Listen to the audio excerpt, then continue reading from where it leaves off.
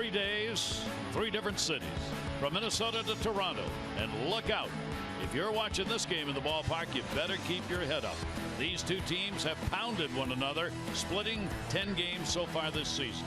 Kevin Gausman for the Orioles will try and shut down this Blue Jays team that is now just a game and a half behind the O's. Game 1 of 3 right now.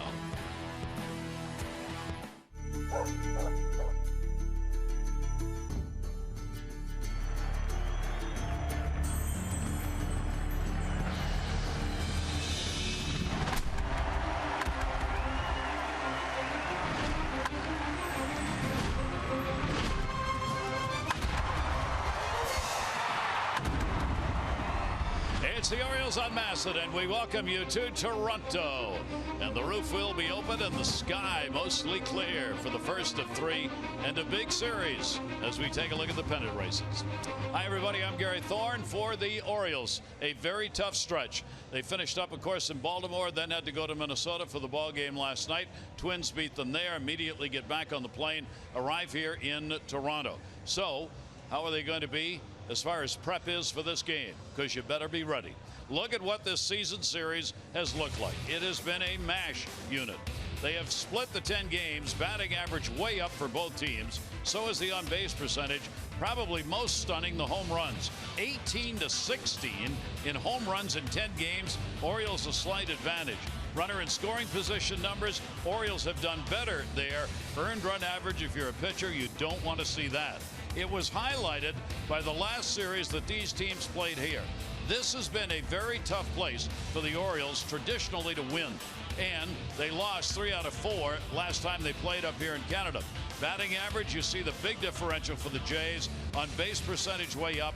Even though the Orioles out-homered them by 5, it didn't cover the difference. Runner in scoring position number in that series, better for the Jays than the team ERAs, both way up. Since Buck Showalter took over, 20-33 for the Orioles when they play here at Rogers Center. Mike Bordick, you get the sense here, this is like a postseason atmosphere. Well, I think the Orioles better approach it like that. They really better, because their offense has been sputtering here in the month of July. It's really what led them to this point. First place in the American League East has been their offense, and it's nowhere to be found right now. Chris Davis has got to start heating up. He loves sitting here at the Rogers Center. Manny Machado's off to a great start this season against the Blue Jays as well. But this whole series is going to come down to mistakes. The pitchers have to minimize mistakes on the plate because mistakes are getting hammered by both teams when they play head-to-head. Defensively, it really could come down to that. Who makes the fewest mistakes defensively could end up winning the series. It's interesting, the dichotomy here is that starting pitching-wise, the Jays have the advantage, at least in the numbers. But when you go to the bullpen, it's the Orioles. Yeah, exactly. So Buck Showalter is going to ask their rotation to continue to stay hot. Orioles starters have been tremendous here this month. They've gotten on a nice roll. They're limiting the damage, and they're passing the baton, much like the Orioles offense was doing the first half of the season. So the rotation's going to have to stay consistent, solid, keep that confidence up, and at least get to the middle part of the ball game, because when they turn it over to the bullpen, the Orioles bullpen has been outstanding. The Orioles, of course, have to put some runs up on the starters, knock them out of the game, try to get to that bullpen as soon as possible. And they're expecting 3 sellout crowds. There are lots of folks on hand on this Friday night. Baseball coming up.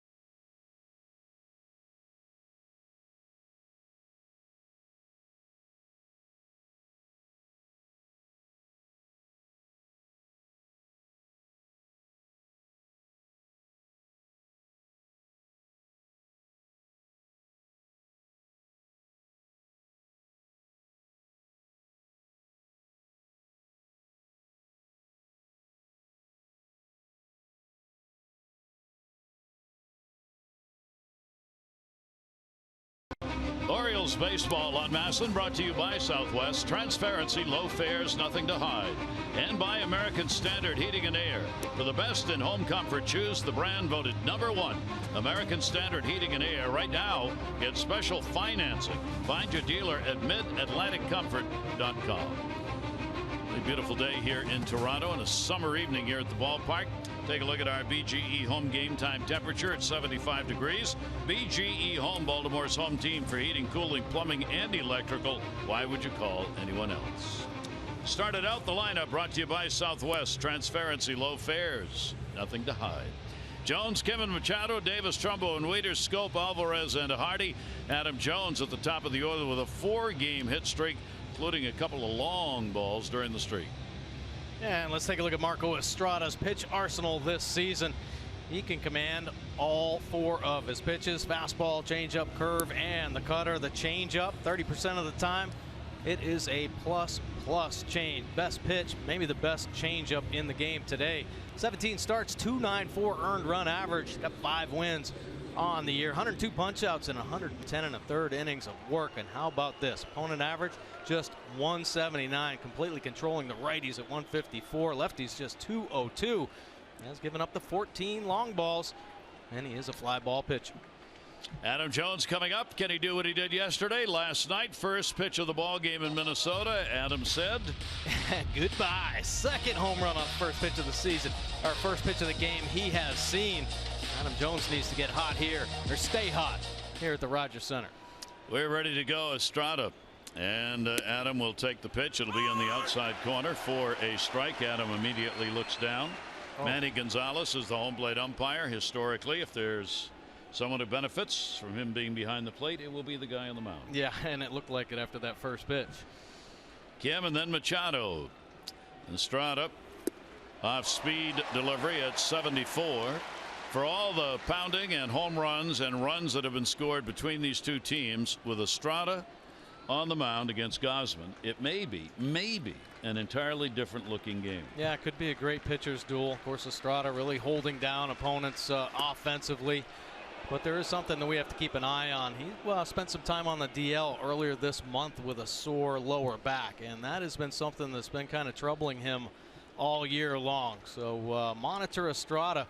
Orioles hoping he can get out of here quickly. 1-2 delivery on the way to him, and that's right there. Strikeout number 103. He's got 103 strikeouts in 110 innings, and Adam Jones and Manny Gonzalez have an immediate conversation, but it's quietly left there. Yeah. Well, I'm sure Adam Jones says, hey, is this how it's going to be? Because I just struck out and nothing was on the plate. That last fastball, the best one, but check it out on the pitch track. First pitch that was called strike, probably 3 or 4 inches off the outside corner. This one down in the zone. Adam Jones said, what does the guy have to do? You're helping out Estrada, one of the best pitchers in the game. Yes. And Kim will take the pitch outside for a ball. That's why, Buck, we tell you about the umpires behind the plate and what their tendencies are. Buck makes sure that before games, players are aware of that. That's the reason why. And if a game starts out and it looks like that tendency is going to stay that way, then you better adjust. Absolutely. You better get ready, because it's probably not going to change. Kim with a 3-game hit streak. He is 0 for 2 lifetime against Estrada. Right-hander will come with a pitch away. Estrada against the Orioles, 2 appearances this season. In Baltimore, non-decision back in April 21. 1 run, 6 hits, and 5. And then against Baltimore in June 10, again non-decision, 3 runs, 4 hits, and 6. So he has pitched well twice this year against the O's. His lifetime mark against the Orioles, 2 wins and 1 loss. Showing bunt, and that's a beauty. There is no play. If he's not taking it the other way to left or pulling the ball to right when you get it in, he lays down a bunt single. First one we've seen him do this year. I love that play. I love that play from Kim. Hey, this might be something to shake up the Orioles offense. You got to do what is given, and especially right now, the Orioles need to push. They're trying to make it to the postseason. You find ways to get on base. Defense plays around. Donaldson deep. Beautiful bunt from Kim. Can't help but smile. He's trying not to over there, but yeah, kind of had to. Here's Manny Machado. Manny, one of those Orioles with a great offensive season going against them. Pitch taken for a ball. Hitting .462 this year against the Jays. He's had 2 home runs and 7 RBIs. Overall, sparkling .308, still number 6 in average in the American League. Kim at first, short lead. Pitch will miss outside, and Estrada will fall behind on Manny. Machado's had his problems against Estrada. Of course, who hasn't? He's gone 2 for 14, one of those 2 hits being a home run. Infield at double play depth. Estrada from the first base side of that pitching slab, and way outside as he hits the chalk on that one. And the count will go to 3-0. Well, a couple of his changeups right there, and good to see he can't command it here in the early going. And bouncing both to Manny Machado. His best pitch, the change. He has a 4-seam changeup, so not a lot of fade. Plays it right off his 4-seam fastball, and we see how he works the edges with the heater. He does the same thing with that changeup. 3-0 delivery by Estrada, and he walked him on 4 straight. That's only the 41st walk he has surrendered in 110 innings. And take a look at the Blue Jays defense behind Estrada, Saunders, Pilar, and Batista. And the Blue Jays outfield, Tulowitzki and Barney, the double play combination up the middle. Donaldson and Smoke on the corners, and the veteran backstop, Russell Martin, do the catching. And here's Chris Davis. Chris with a 2 for 10 off Estrada, and both of them home runs. So Davis up with 2 on here in the first inning, and a chance for the Orioles to get at it early. Shift on in the infield. And that's going to be away, 5 in a row out of the zone. Well, Chris Davis had his recent struggles, but man, oh man, does he love hitting in Toronto. .462, 4 home runs, 9 RBI this season. He has been a one-man wrecking machine against this Blue Jays. 1-0 count. Estrada trying to find the strike zone, and he doesn't there. So he's really struggling with it right now. That was one of those pitches you aim because you can't get it in there. So he tried to pinpoint that, and that will bring the veteran Tulowitzki, the shortstop, in just to try and unsettle him. Did you see that? Yeah. See, that's what we were talking about. That back continues to bother him, and right there he took a little stretch as though he was trying to work it out, loosen it up a little bit. Yep, definitely. And you know, the Blue Jays are watching it, seeing the same thing we are, and they don't want to take any chances, or many, with Estrada. Chris Davis may get one to hit. 2-0 delivery. It's there. It didn't give in. Kept it low and at the knees at 88. And a 2-ball 1-strike count on Chris. Hitting just .164 in the month of July. He has had 3 home runs, only 12 hits this month. 3 of those the long balls. Kim off second base, Machado off first. 2-1 delivery on the way, and that's going to be there as well. And the count will go to 2-2. There is no such thing as a fastball count in many of the games, and certainly not for Estrada. He has thrown a changeup 44% of the time when he has 2 strikes on a hitter. 2-2 delivery on the way, and there it is. That'll go down to first base. Smoke's got it. He's going to go to the bag himself. Almost got crossed up. He was thinking about going to second base. Estrada wasn't over there, and then he decided to go to first and realized I better hustle this out. Yeah, check it out. He gets his body in a position to throw to second, and then he looks up to flip and in panic mode. He goes over there and gets that out at first base, but had an opportunity to get the out at second. Boy, on the mound again, Estrada, after he ran over and not very fast to cover first, started bending all over the place again, as though that back is acting up on him. I asked John Gibbons before the game today. I said, look, you swapped off Dickey for Estrada on Wednesday. You wanted him, Estrada, to pitch against the Orioles, but how much did the back impact on that? And he said, no question. I wanted him to have a little extra rest because it was hurting him. Yeah, he had a couple days. He was scheduled for Wednesday, but they had an off day yesterday as well, so a couple more days to rest the back. So 2 down. That'll bring up Mark Trumbo. Base hit here, and the Orioles are on the board. Estrada's delivery to him, a breaking ball that's going to be down low.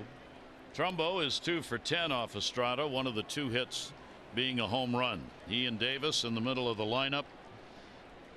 Desperately, the Orioles need their bats to pick up. Trumbo has had 7 home runs here in the month of July, but it has been a while. Second and third, the base runners. Mark will be out in front of that one and foul it back. Well, he's starting to get a better feel for the change, but he can't reach out and get it down in the zone. He's left a couple up. Even the pitch to Chris Davis, the changeup up in the zone, just took enough off it to get him out in front, hit the weak ground ball. But if he keeps floating them up there, they're going to get hit. You don't know if that back's going to prevent him from getting over the front as much as he might like to. Here's the 1-1 delivery on the way and a heater inside. Estrada's numbers, Mike pointing out, they're just amazing. At 179 batting average, the best in the majors, is phenomenal. And with runners in scoring position, his number's 125. I mean, yikes. I'll take a look at this. The American League leaders with the opponent batting average. Estrada leading the way by a large margin over some pretty good arms right there. Trumbo waiting on a 2-1 delivery, and it'll be their first strike. And Mark's going to turn back. Trumbo says, look at me. We're looking eye to eye. We're both about 6'4". That ball's about 3 inches off the ground. No way that could be a strike. It's a little frustrating for hitters sometimes when you help out quality pitchers that don't necessarily need that kind of help.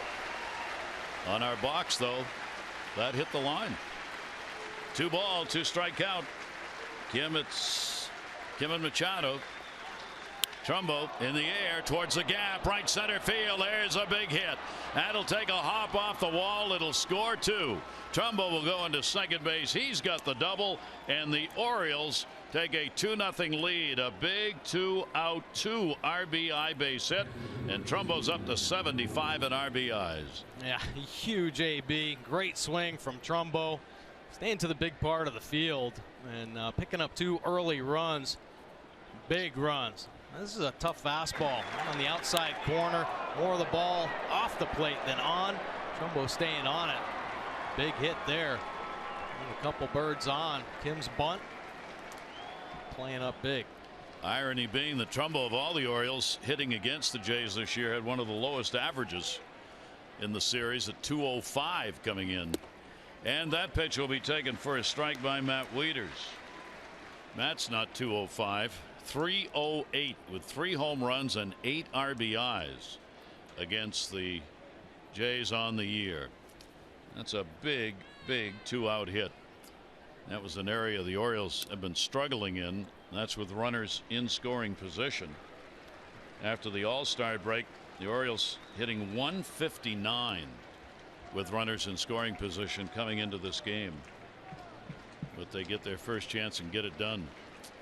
In the first inning, including the 2 here, 7 in 18 starts now coming in the first inning. Wieters 3 for 11 off the right-hander, and he got fooled on that one. Swing and a miss on it. So Wieters is retired, but the Orioles get it done early. They get a couple of runs on 2 hits, no errors, 1 left on. Trumbo delivering the RBI double into the gap in right center field.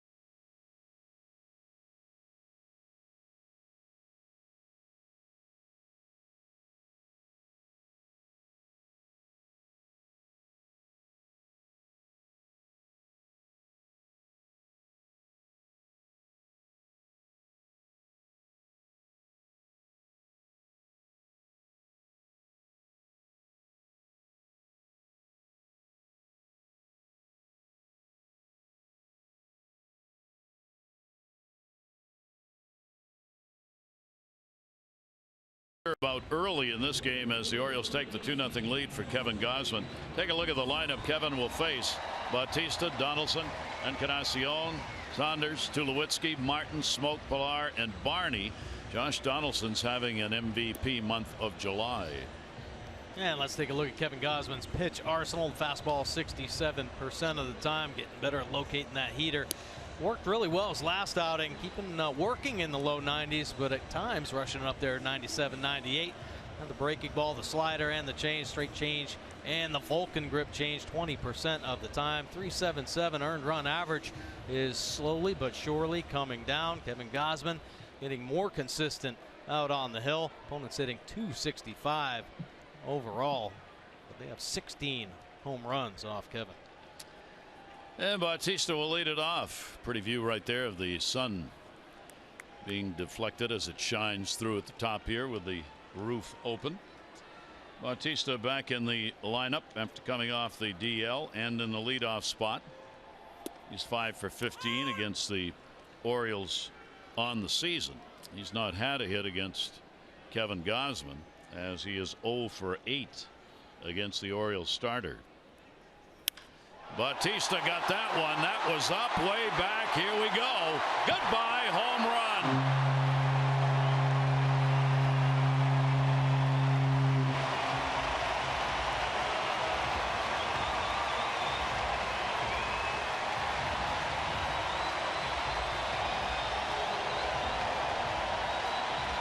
Well, mistakes. Talk about them. They're going to show up. They're going to show up in a big way, especially if you're pitching and you leave the hangers up and out over. Bautista picking up his 13th home run. How about this breaking ball? Cement mixer, top of the zone, foot down. Goodbye, no doubter. Bautista picks up his 26th career home run against the Orioles, and it's a 2-1 game. Josh Donaldson will take one that bounces out in front. Bautista getting a homer off Gausman, his first hit against Gausman in 9 at-bats. Kevin has struggled with a long ball. At 17 home runs surrendered, 11 have been hit by the right-handers. Donaldson, he'll go after it and foul it off. Take a look at our Maryland Live Casino inside the numbers. Yeah, percentage of hits that are home runs this season. The Blue Jays 16.6%. That's the best in major leagues. Orioles right behind them at 16.4. And how about the team history back in 2010? 18.8. And the Orioles 96, 16.5. 1 ball, 1 strike delivery on the way. In the air, down the line, right field. A lot of foul territory. Davis has got the only hope on this, and he can't get there. A long way to go. Foul territory here is enormous, which usually benefits your pitcher and defense, but you got to be able to get to it. Yeah, and it'll go a long way for that one. Nice effort by Chris Davis. Kind of understand how the defense is set and realize he's the only guy over there. Yeah. Josh Donaldson, big year. See the numbers against the Orioles. He's had 2 home runs, 9 RBIs against the Orioles. 1-2 delivery on the way, and will miss down low. Kevin Gausman pitched against Toronto back on June 10. 3 runs, 8 hits, 6 1/3. He was non-decision through 100+ pitches in that ball game. 2-2. Donaldson taps that one foul, caught him a bit on the way up. So for Kevin, after victory number 3 on the year, he is 2-1 lifetime against Toronto. Here at Rogers Center, he's 0-1. This will be his 4th start, his 7th game that he has pitched in this ballpark. 0-1 record and a 3.6 ERA. Pretty good numbers against this Blue Jays offense. Donaldson waiting on the 2-2 delivery, and he will take that one to center field. Adam Jones has it lined up and will put it away. Let's take a look at the Orioles defense behind Gausman. Kim Jones and Trumbo in the O's outfield. A.J. Hardy at shortstop. Jonathan Scope second base, and Machado and Davis on the corners. And Matt Wieters back behind the plate. Big crowd really into this game early. They've been waiting for this one. Toronto had the night off last night while the Orioles were playing in Minnesota. Encarnacion, the designated hitter. .333 against the Orioles. Big year with 3 home runs and 10 RBIs against the Orioles, and that's just this season in the 10 games that have been played. He's a .272 lifetime hitter against the Orioles with a whopping 33 home runs against them. Kevin Gausman's kept him at bay, though. Yeah, Kevin's done a good job on him. 0 for 12. That was one of the things coming into the game that was interesting. You had Bautista at 0 for 8. Encarnacion at 0 for 12. So 2 of the big bats in the lineup hadn't had a hit off Gausman. Bautista took care of that with the 13th home run to lead off the ball game. And there's another one way back, and goodbye, home run.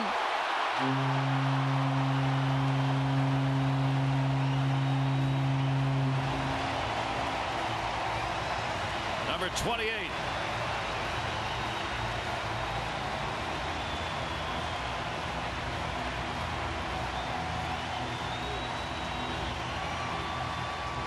Maybe it would have been better if they'd each had a hit before. Right. Man, oh man. This is a pretty impressive 2-strike swing here. Wieters calling for it up and out of the strike zone, and then ends up center cut. And Encarnacion and Bautista don't miss many mistakes. Boy, those 2 home runs were just tagged. Encarnacion's now got 14 at home and 14 on the road. Bautista's got 7 at home and 6 on the road, and the ball game's tied. So we've already put up 4 runs and 4 hits, and we're not through the first inning. So much for my wondering about whether it'd be a pitcher's duel unless the whole thing shuts down here. And a broken back ground ball into the shift. J.J. Hardy's on that side. Saunders will be retired for the second out. Well, I'll tell you what, you better feel pretty good about getting Saunders out, because he has just been crushing the Orioles this year. So nice change up there. Kevin Gausman. 2 down, nobody on. That'll bring up Tulowitzki. Troy Tulowitzki celebrating a bit of a milestone. Today's the anniversary of his first game with the Toronto Blue Jays. Since he's been acquired, the team's gone 163. Yeah, he was a difference maker defensively, stabilizing the infield. Kevin Gausman will miss with that one.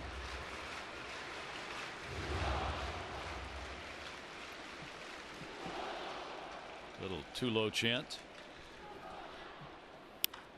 Oh, you gotta be kidding me. Left field, way back, and goodbye home run. 3 home runs in the first inning. Troy Tulowitzki, number 17, and the Jays have a lead.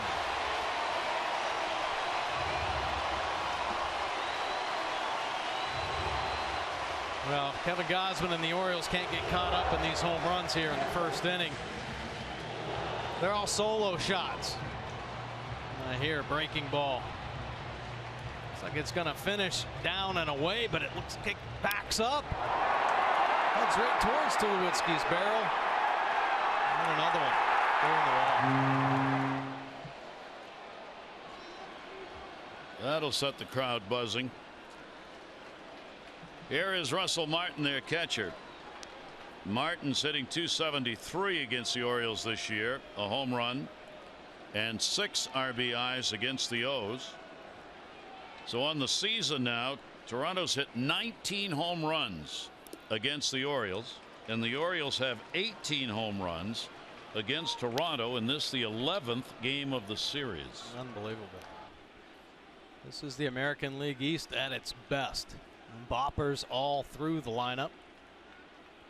We drew a little comparison in this inning about the percentage of hits that are home runs. Breaking ball is going to be taken away. You got to believe Kevin Gausman. You get a little bit careful here after those blasts. Oh, heck yeah. Man. Bautista, Encarnacion, and Tulowitzki. And that's going to be outside. So after the 3rd home run, Martin draws the free pass. 2 down, a runner on. Matt Wieters going out to have a word. Yeah, really got to settle him down a little bit. Get back to working the edges, keeping the ball down. Execution. His last start, talked about his fastball velocity, more like working in the low 90s. So wasn't overthrowing at all. Didn't feel like he had to do too much. Had one of his better games this year, pitching 7 strong innings. Only scattering the 4 hits against Cleveland, which is another strong offense. In that first inning, 12 runs allowed, 11 of them earned. Here is Smoke, another big power bat in the lineup, switch hitter, and he was going for 1. He is 1 for 2 off Kevin Gausman. Justin Smoke, first baseman. See, against the Orioles, just 192, but he does have a home run and 3 RBIs against the O's this year. O's have the full shift on in the infield against Smoke. Gausman, the 0-1 delivery, and Smoke not going to give up on it as he went after another one. For Kevin Gausman, he has given up 3 home runs in a ball game now 3 times this season. Houston, Boston, and now Toronto have been ball games in which he surrendered 3. First time they've all come in the first inning, though. Runner off first, 0-2 delivery to him. Smoke will take it. It's going to be a little bit up, maybe in a little bit.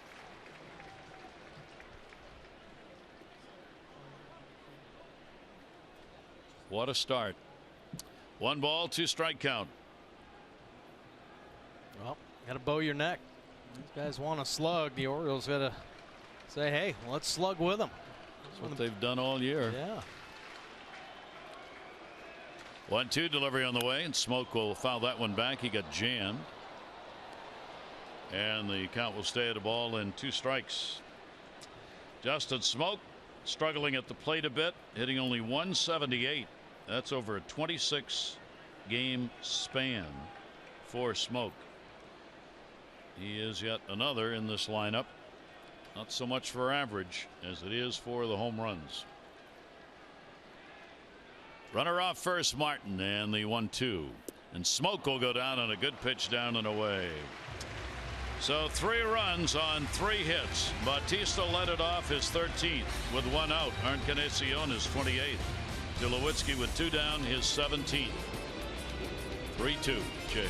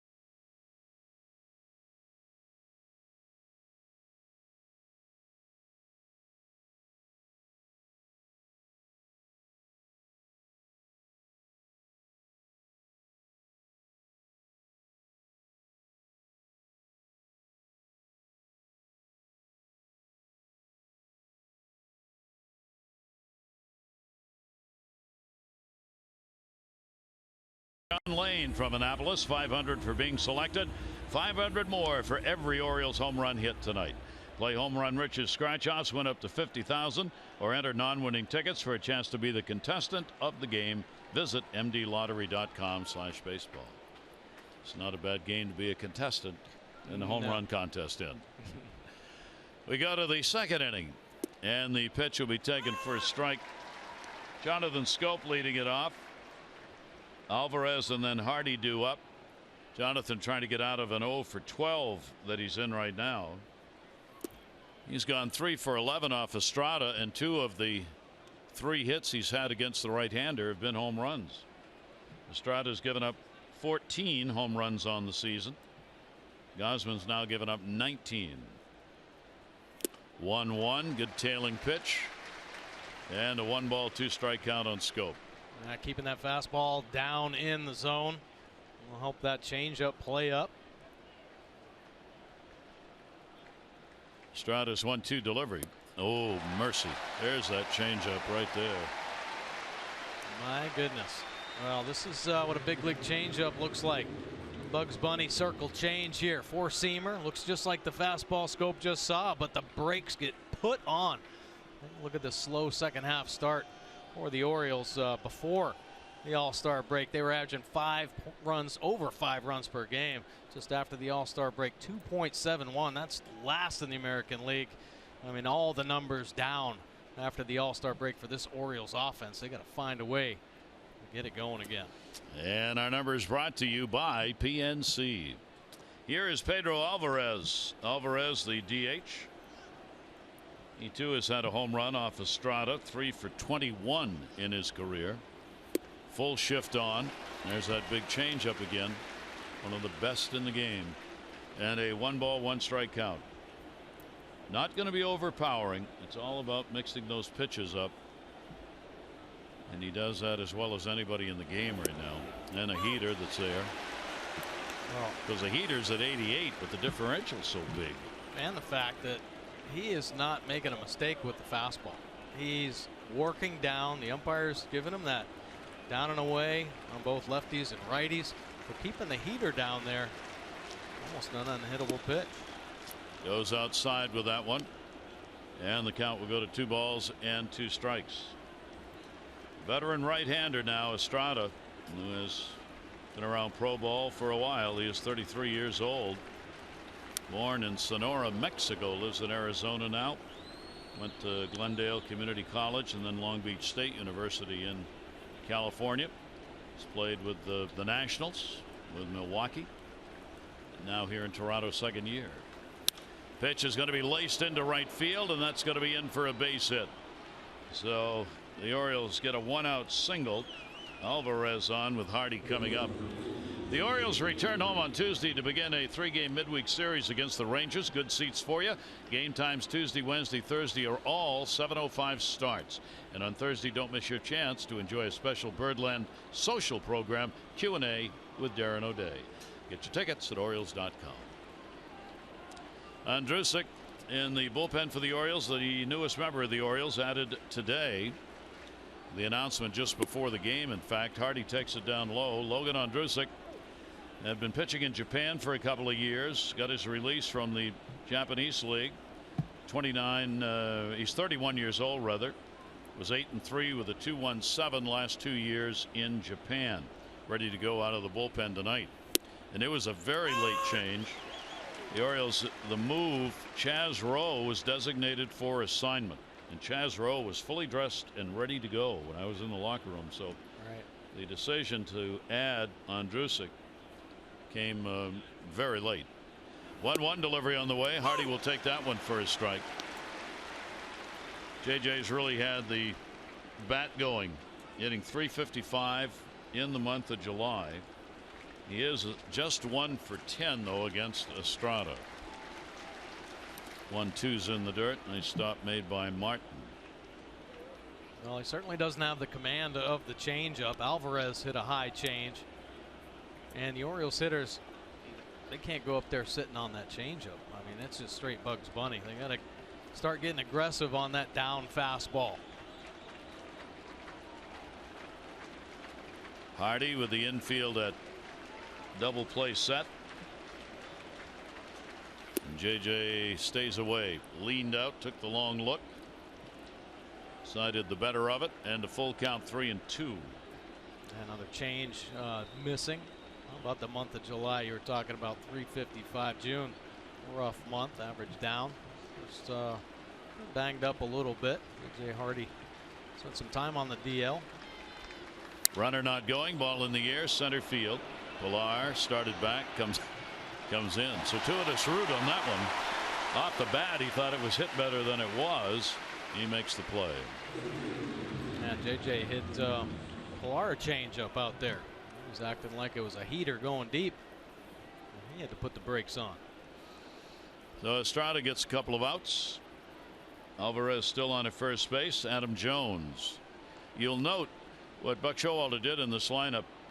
He put Hardy in the 9 spot, not because he's not hitting well, but he wanted to have some thump at the bottom of the lineup for this game. Sure. Yeah, try to get it to turn over. AJ swinging as hot as bad as anybody in this Orioles lineup right now. Adam Jones goes after it. A nubber. Estrada dives. Got a chance for a base hit. Oh, what a glove shovel. Barney with an outstanding play at second base. Takes away an infield hit from Adam Jones. Man, you're not going to see it. Said this team's playing the best D they've played all year. Well, that play right there would fit into that category.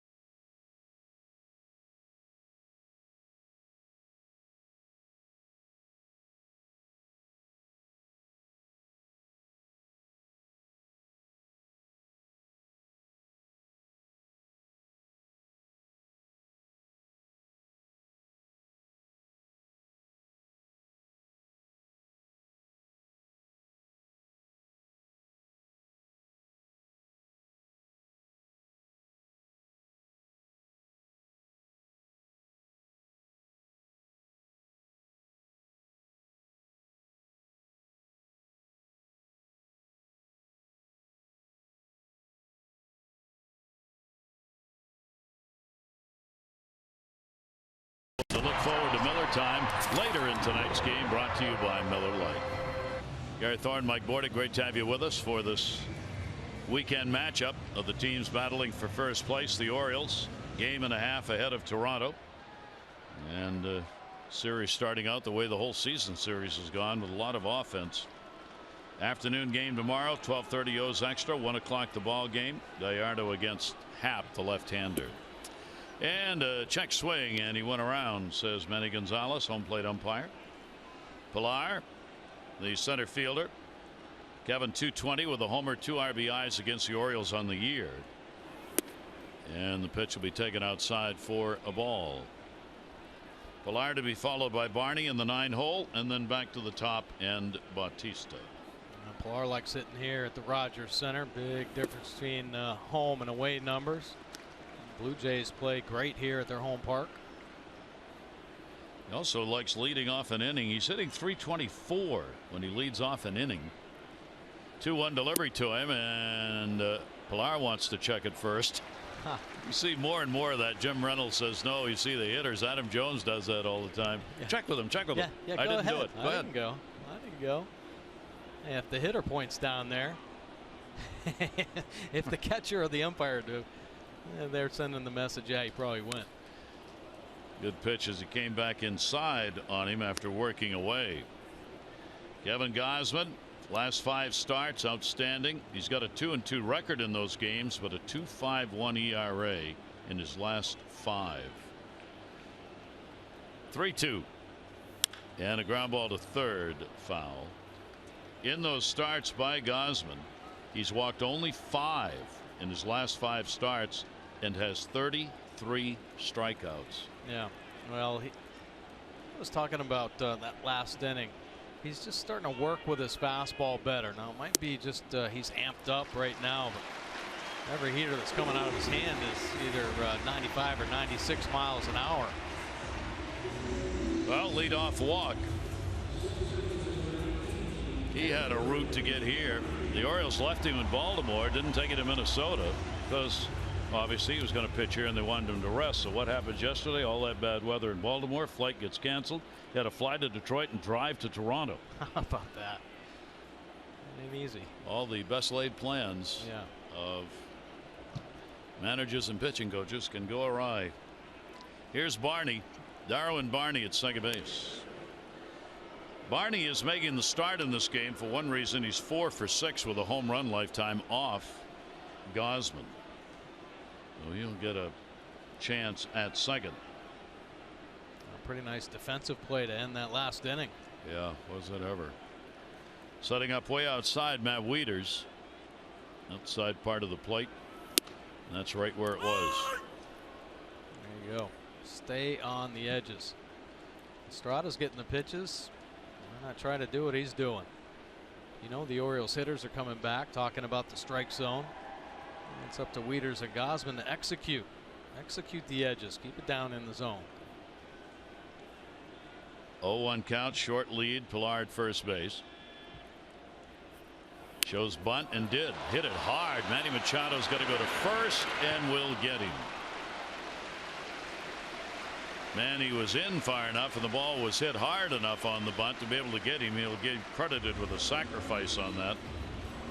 Now there are different types of bunting philosophies. Some say kill the ball, just put it down there in front of home plate, and others say go ahead and bunt it firm, just make sure the direction is in the right spot, and he did it there. He made sure he had the angle of the bat, got it to Machado. Machado's not going to come across there, and Pilar's flying down to second base. The back end of that play after Manny made another nice play. Good to see Matt Wieters hustling down there picking up third base. So now runner at second base with one away. Bautista, the home run, is 13th in the first inning. First hit off Gausman, and he will take the pitch for a strike. Jay's team 253 with runners in scoring position. That is 9th in the American League. And for Bautista, an RBI opportunity. 0-1 count. That one bounces. What a stop. Chance for a throw at second base. Schoop comes in. Back in Pilar's. Pilar, when he saw that bounce, took a jitter step towards third base. Yeah. How about Matt Wieters? How about the eyes of a catcher here? This ball is spiked in the dirt, and his peripheral vision, he sees Pilar jumping off there, recognizing the ball in the dirt, and as soon as Wieters picks it, he just fires it down there. Schoop aware of the play in front of him as well. Nice play all the way around. Schoop close enough to keep the runner, Pilar, from getting too big a lead with only one away. Bautista 1-1. He wanted another one. Tough that to was get it Estrada. on that one. He'd be out of the game with a really bad back on that on that swing. Kevin Gausman's opponent average by situation, bases empty, 297, and he just bears down. 221 runners on, 215 runners in scoring position. About the same with 2 outs. Boy, both these pitchers have great numbers in tough situations. 1 ball, 2 strike count. And Bautista will get down swinging on a pitch up and in. So Gausman will get his second strikeout, 2 down. Oh, pretty nice sequence here to Bautista. Take a look at the Nissan pitch track. This heater riding hard up and in. Good 2-seam life, taking off at the top of the strike zone. You go to the top of it or higher. You want to get some chases. The heater stays on the plate. It's going to get whacked. Gausman gets his second strikeout. Now Donaldson, who flied out to center field his first time up. For Donaldson this year, 306 with runners in scoring position. He's got one at second base. There are 2 away. Jays have been good picking up RBIs with 2 down. Their batting average 248 with runners in scoring position and 2 away is the 4th best in the American League. Let's see what they can do with it here. The Red Sox have the best number, hitting 266, tied with Tampa Bay coming into today's play. in the 2-out situations. 0-1 count, 2 down. Donaldson waits on it. It's there for his strike. 0-2. Some cheese on that heater, 98. How about slugging percentage? American League leaders, Ortiz. Oh, what a way to go out. But there's Donaldson, 589, and Mark Trumbo, 549. Some serious sluggers on that list. 0-2 the count.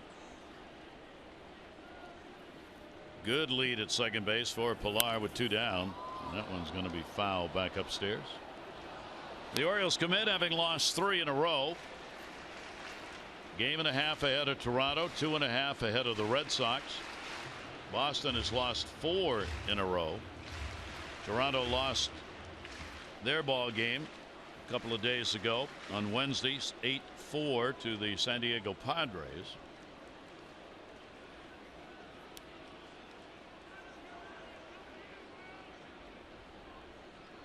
Gausman set with another 0-2, and that's going to be low and all the way to the backstop. Nope, not far enough though for Wieters to be able to make a throw. So now Pilar goes down to third base. Now the split change here bounced. Wieters can't come down with it, but it gets a good kick, and Pilar's going, what the heck's going on? Almost gets picked at second base, and then he has to put it into the top gear to get into third. That'll be the 6th wild pitch charged to Kevin Gausman on the year. And Pilar will stay alert at third base. 1 ball, 2 strike count on Donaldson. And going to get the signs again. Gausman will step off. Well, it's going to be tough here. Donaldson fouling off a couple of Kevin's best fastballs at the top of the zone. 2 of them 98.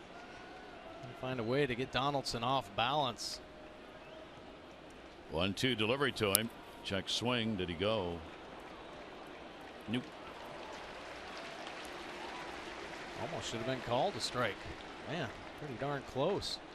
And Wieters coming up, wanting the high heater, and it settles down in.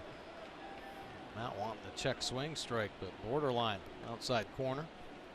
Donaldson is 4th in home runs, 4th in RBIs in the American League, 3rd in total bases. Big year offensively again, and he'll take that one down low, and Wieters does stop that one. So a 3-ball, 2 strike count with 2 down. Yeah, real good block there from Matt Wieters, and a nice pitch from Gausman. It's tough to entice Donaldson.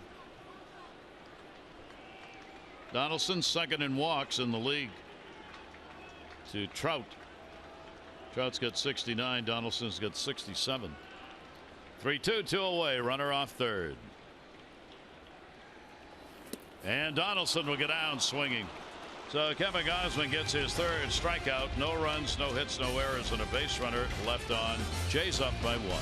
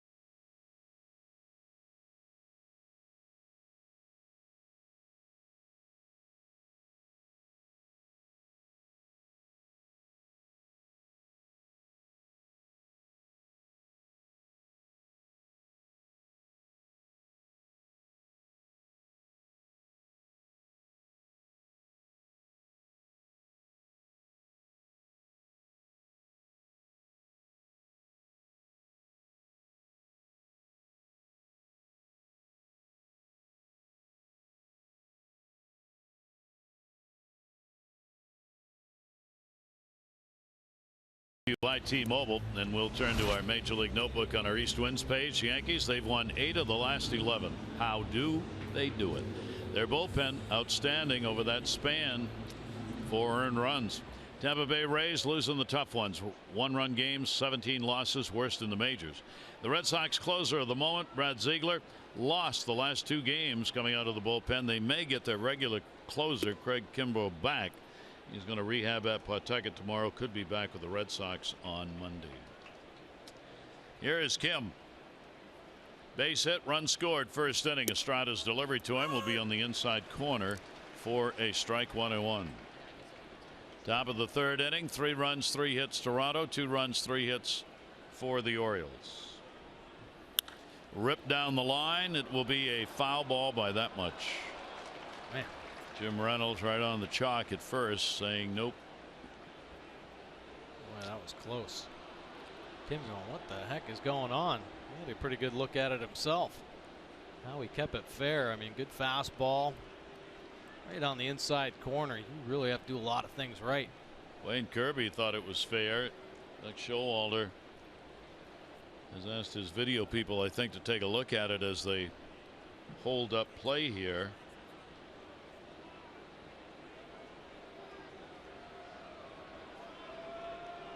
This is not one where you can challenge, but you can ask. Whoa. Man, I might have picked up that line. Whew. Yeah, I guess they're gonna go to New York. Fair or foul in the outfield. If it is behind the umpire, you can challenge. That was behind the umpire. Yeah, looked like it caught that line. Let's catch a big break right there, and the question is, so where do you put him? That's the discretionary call. I would think if it's fair, he goes to second base. I would think too. Yep. Trouble is, here's one of those where you got to have conclusive evidence the call was wrong. I don't know.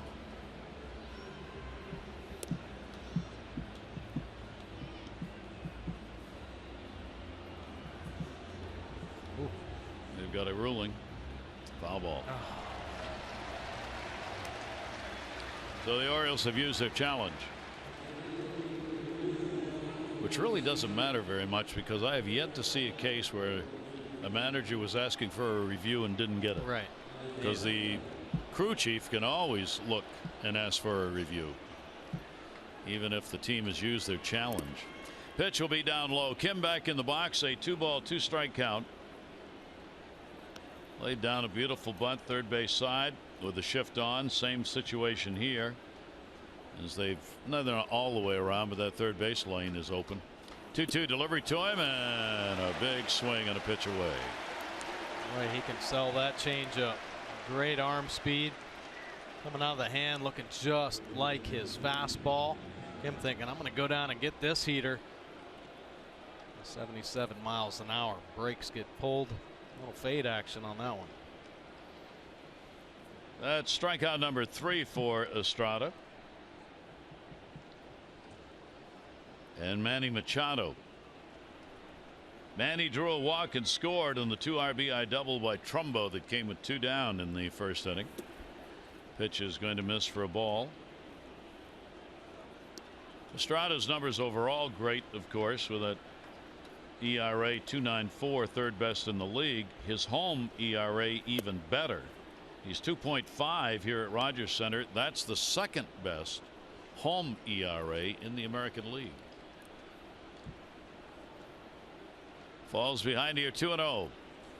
Manny will take a pitch outside. He's acted as though he wants nothing to do with Manny Machado in the 2 at bats. Boy, you're right there. He is making sure he stays off the plate. 3-0, and he didn't even pitch to him. So the second walk, and both of them have been drawn by Machado. It's the Orioles to the power part of the order.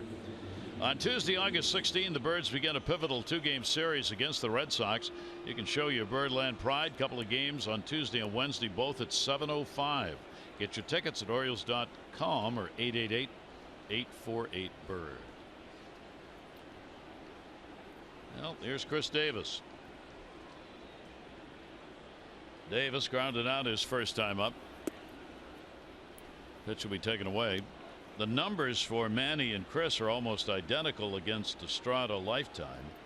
Manny's 2 for 14 with a home run. Davis 2 for 10 with 2 home runs. But as far as where they are at the moment at the plate, Manny's much hotter than Chris Davis has been at the moment. So maybe that's why he works around Machado and goes to Davis. Yeah, I think so. And Manny's had some of that real good success, you know, against this team. He's hitting 8 of 9 games. Those 8 games, every one of those games are multi-hit games. Davis right off the fist that time. Play is going to go to first base, and going to third. Nobody covered, and the ball will get away, and there's nobody at the plate. Manny's going to score. Great hustle by Manny Machado. They got the out at first, but nobody went to third. Then the catcher Russell Martin went down. The ball gets away from him, and nobody covers home, and the Orioles have tied it. That is an awesome play by Manny Machado. What court awareness here. Barney flipping it to make sure of the out. And Manny must have been talked about by Wayne Kirby, maybe even Bobby Dickerson pointing at third base. If a play is made, the infield is shifted around, and Manny is gone. It even looked like Donaldson trying to hold him up. Martin panicking down there. Almost a collision at third base. Ball gets away. Manny Machado. Beautiful play there. Great hustle by Manny, and it is a 3-3 game. Now there are 2 down, and here is Trumbo, an RBI, 2 of them on a double that he picked up in the first inning. Boy, there's a strange play. We'll wait for the call on that. Obviously, he got errors, at least one, and probably only one involved. 0-1 pitch on the way, right off the end of the bat. Tulowitzki's got it, and he will record the out. But the Orioles are given one by Toronto, and they'll take it. They get a run on no hits, leave nobody on. 3-3.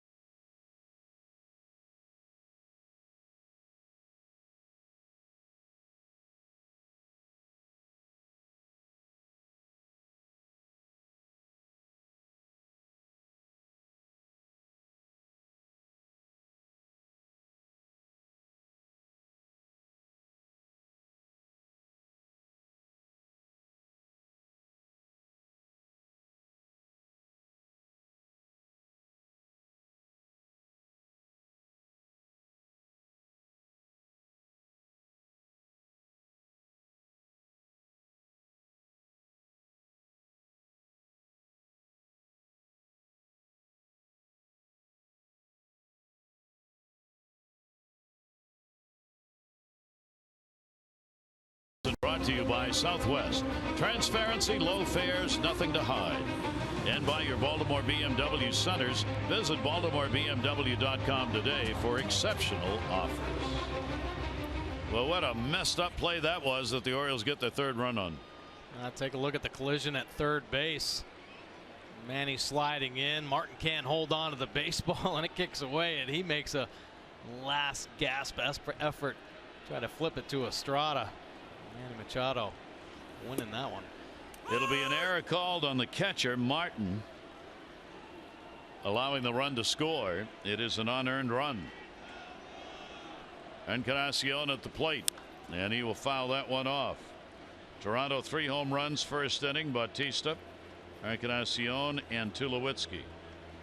So he's got 29 home runs on the season now, as he is in the running for the lead, which is still held by Trumbo. Trumbo's got 30. Todd Frazier's got 29. Encarnacion's got 28. Kevin Gausman with a 1-2 delivery, and that will be taken down low.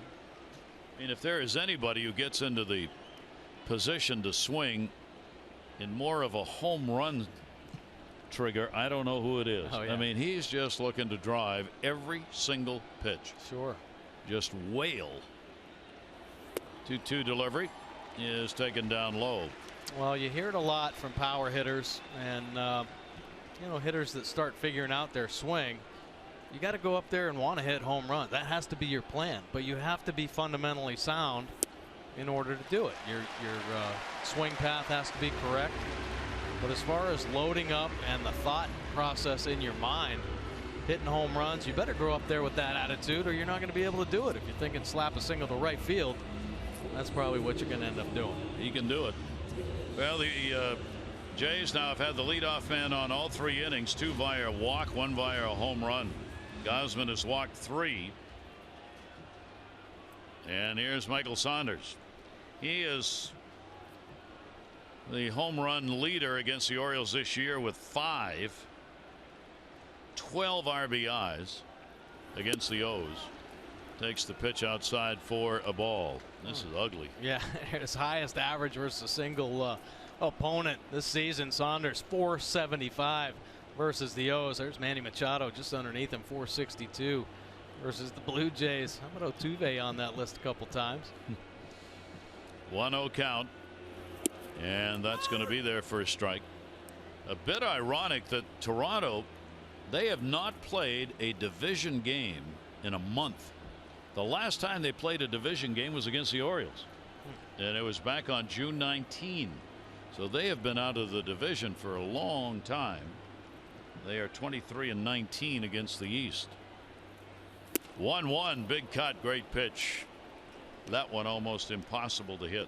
Yeah, 97 up and in. Good luck getting to that. Saunders tried his hardest to get on top of the heater. Orioles have the best record against the East with a 25-17 mark of the Eastern teams against one another. 1-2 count. Saunders will take it, and the pitch will be outside. 94 on that one. And a 2-ball 2-strike count. Third inning. Game tied 3-3. Each team 3 hits. And already watching the ball travel out of the yard 3 times in the first inning for Toronto. 2-2.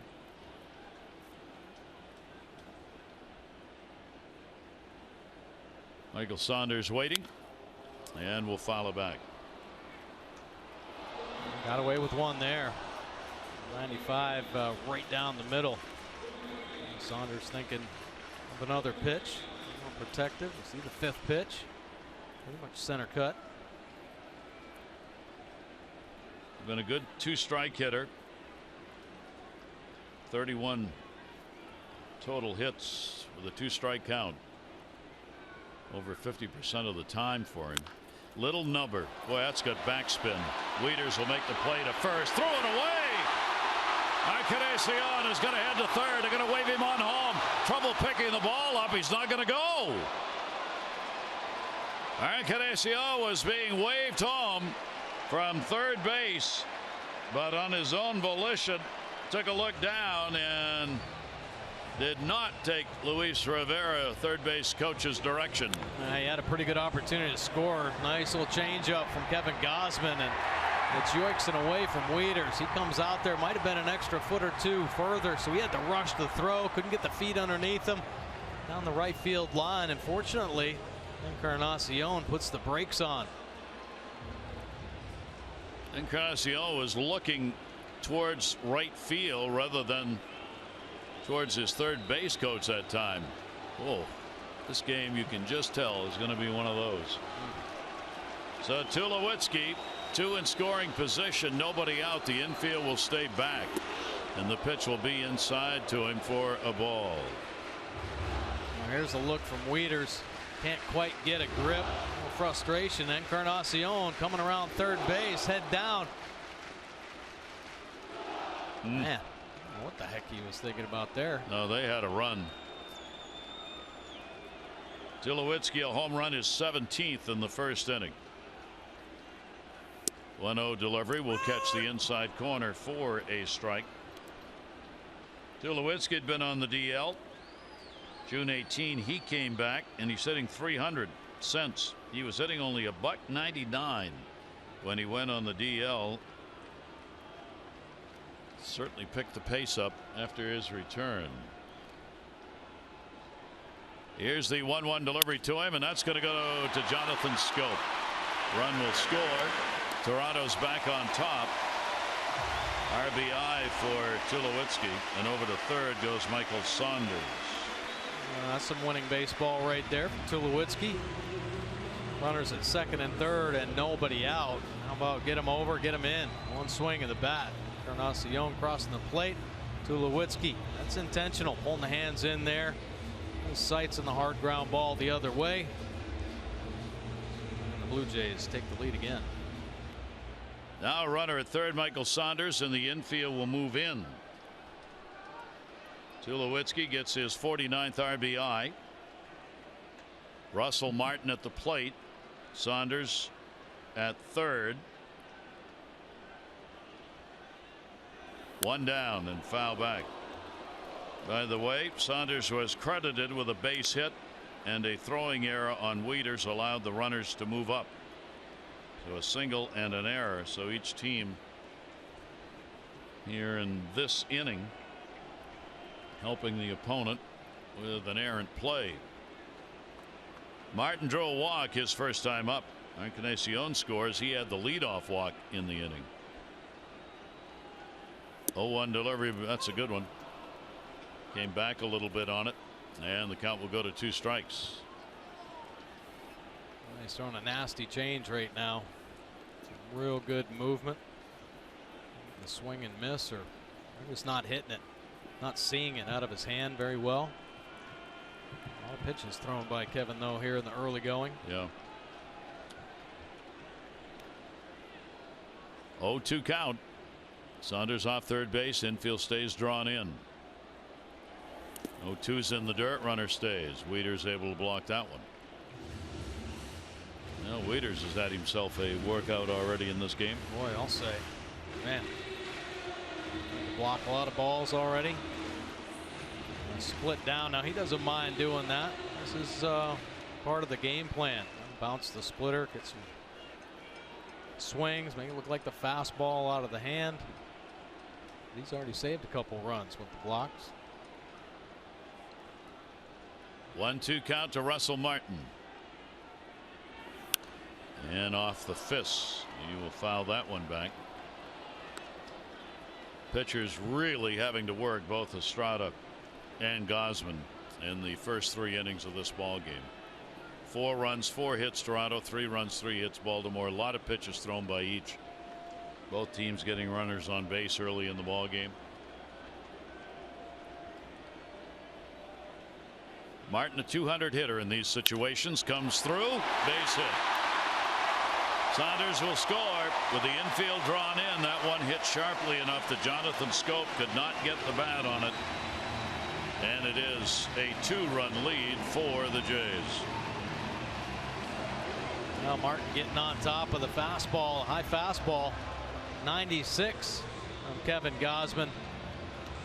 And he thinks it's going to be right at Schoop, so he pulls up, gets by him though. Schoop on it. I thought that ball might have had a little sink down into Schoop. And the run scores. So Russell Martin coming through. Now the infield will go to double play depth. Martin gets his 37th RBI. And here's Smoke, a strikeout victim, his first time up. 5 hits for Toronto. 5-3 lead. Gausman bounces one. Runner goes. Wieters got no play. 2 wild pitches in the game. 7 on the year. And Martin over there at first base, anticipating the ball's in the dirt. Breaking ball spiked down. Wieters gets himself in a good position, but tough to get the chest over the top on a high bouncing breaking ball. And it kicks well out in front. Martin able to get himself in a scoring position. Takes away that possible double play for the Orioles. Wild 3 innings. 1-0 count. Smoke takes it for a strike. Blue Jays already 1 for 4 with runners in scoring position in the ball game.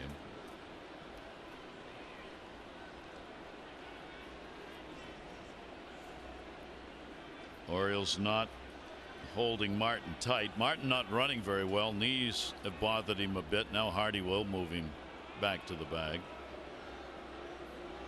So keep that in mind on a base hit. 1 ball, 1 strike count, and 1 down. Walk, 2 singles, a wild pitch, an error in this inning. 1-1 delivery on the way, and he reached and fouls it off right off the end. Kept that one away. 1-2.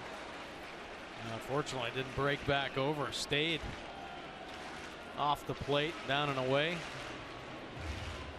Not want Smoke to get the arms extended. You see the third pitch on the pitch track. Breaking ball.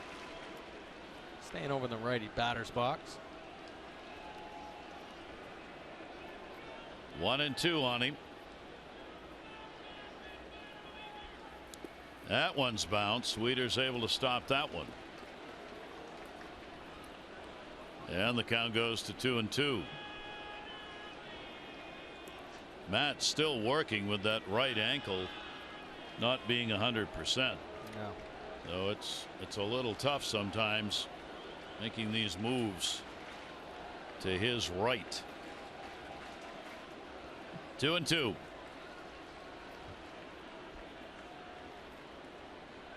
Hardy holds the runner at second. Gausman's delivery. That's going to be fouled away, so Smoke hanging tough. Smoke, a veteran, 29 years old, out of South Carolina, lifetime .224 career hitter, but he's had as many as 20 home runs in a season. He got 18 last year, 59 RBIs with Toronto, and that was in under 300 at bats. He comes out of the lineup against lefties. 2-2 pitch on the way. Ground ball. Snared. And the play made by Jonathan Schoop. Over to third base goes Martin. 2 down. Oh, nice job by Gausman there. Pick up that second out. Battling. Good off-speed pitch to get Smoke out in front.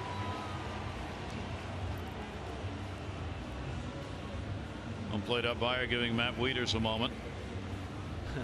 And Wieters' equipment all beat up right now. He's been probably already had about 6 blocks in this game. Trying to get the protector on that shin guard attached. Yeah, the knee saver that catchers love so much. Take a little pressure off the knees.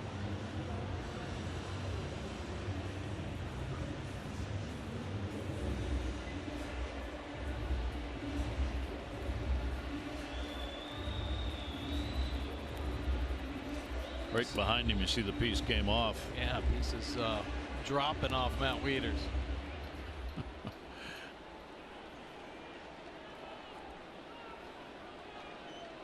He'll wait a bit. Runner at third base. 2 down. Pilar drew a walk his first time up. Kevin Pilar will take it for a strike. Pilar with the 2 for 7. Lifetime against the Orioles starter Kevin Gausman. That's a very big potential run out there early in the ball game. Pilar's 308 in these situations. Russell Martin, the base runner. Gausman with the 0-1, and he's going to get it.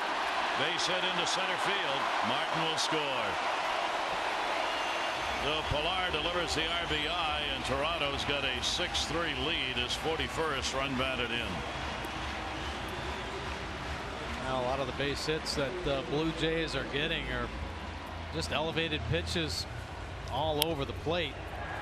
So up, stays to the middle with it, not trying to do too much. Clean single, base hit in any ballpark. Dave Wallace will make his way out.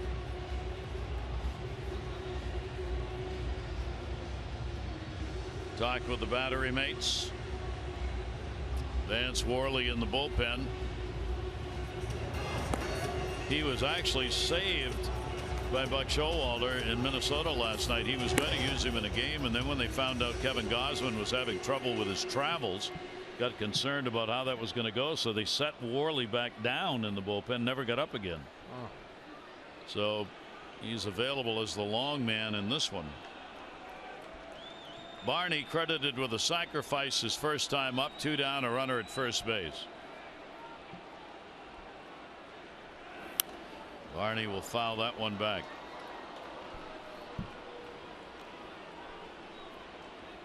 Barney .273 against the Orioles this season, and already a fine defensive play made at second base in this ball game. 6 hits, 6 runs on 6 hits for Toronto. Gausman can't forget about Pilar over there at first base. 8 stolen bases on the year. And 2 outs. You're always looking to get yourself into scoring position.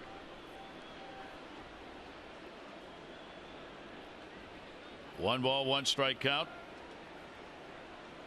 Barney, a .246 career hitter at the major league level, but up to .284 as he stands in for this at bat. 1-1 delivery, runner not going, another one in the dirt, and Wieters again able to stop it. Yeah, another good pick there. This one going right in the glove, and take a look at Wieters' eyes here. The focus, all bouncing, he goes right down, and then boom, eyes right back up on Pilar. Pretty impressive play there. He feels the ball into the glove, head up on the runner, and he was coming out of the chute throwing. Pilar not extending his lead at first base. 2-1 to Barney, and he'll foul that one back with a pretty good uppercut on that swing. 2 ball, 2 strike count.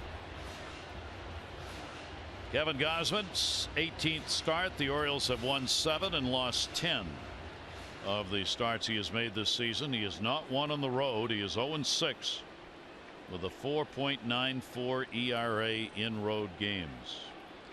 It's a run plus more than his ERA overall. 2-2 the count. Pilar stays at first. Barney takes. 94-mile-an-hour pitch down, and another full count, 3-2. Yeah, he's had to work through just about every batter in this game. Deep counts. Get some early soft contact. One of these Blue Jays hitter. They surprise a lot of people. One of the reasons this happens is this team draws more walks than anybody else. With all the power they've got, they still pick up the free passes. 3-2, runner will be going, and he got him. So the strikeout is going to be the 4th for Gausman, but a couple of runs are going to come across in the inning. It'll be on 3 hits, an error, and 1 left on.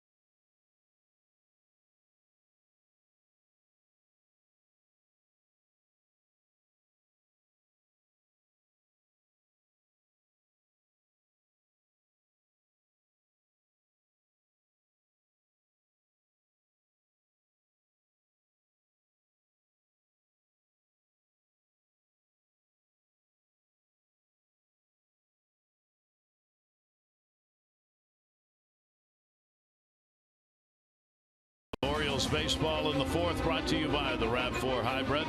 All-wheel drive and unexpected performance. Visit buyatoyota.com. The international city of Toronto, Ontario, Canada, and a big house on hand. This team is really drawing, folks. Their home attendance is over 40,000. They have the highest average home attendance in the American League, and they are one of only 4 teams, the other 3 in the National, to be over 40,000 on an average. Here's Matt Wieters. Wieters with a swing and a miss. Strikeout victim. First time up for Matt. Orioles down by 3 as we go to the fourth. 6-6 and 1 for Toronto. 3-3 and 1 for the Orioles.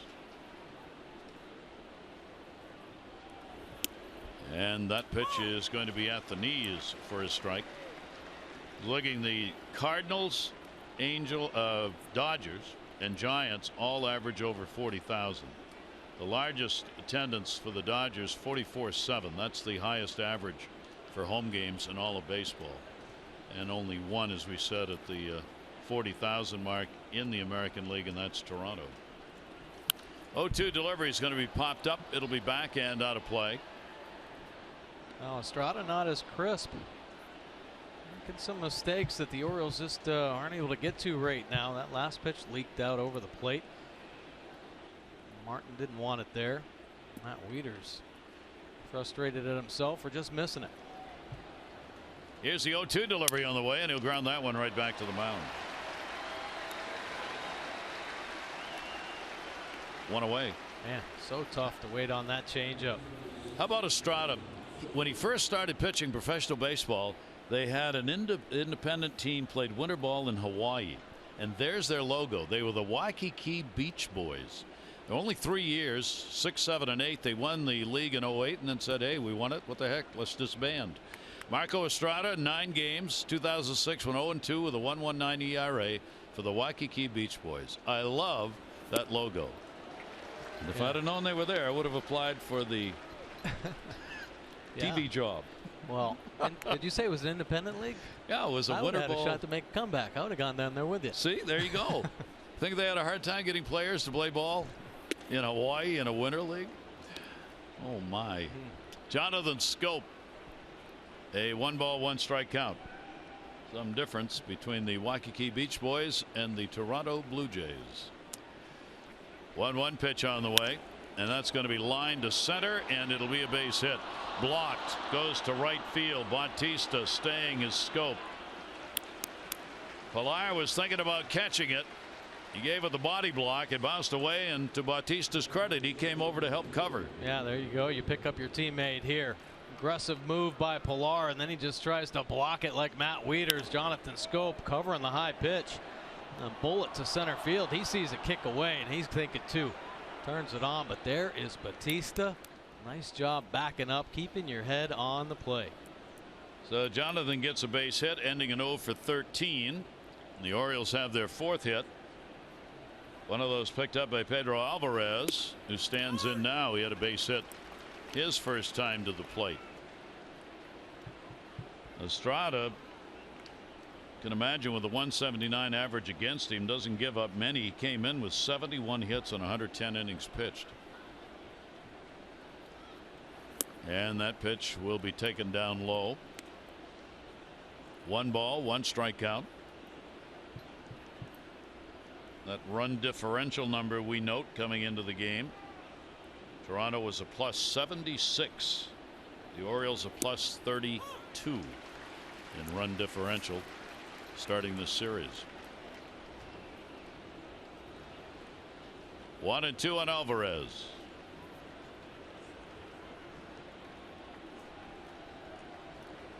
Alvarez with the shift on, takes it up high. Russell Martin was looking down at first base on Schoop. Pedro having himself a good month of July. Very slow start with the Orioles, but man, has he started to turn it on. Huge part of this Orioles offense. One of the hottest hitters here this month. Down low again. He hasn't played a lot here, but he sure has hit well here. He's got 5 hits and 9 at bats in this ballpark, and 2 of the 5 hits have been home runs.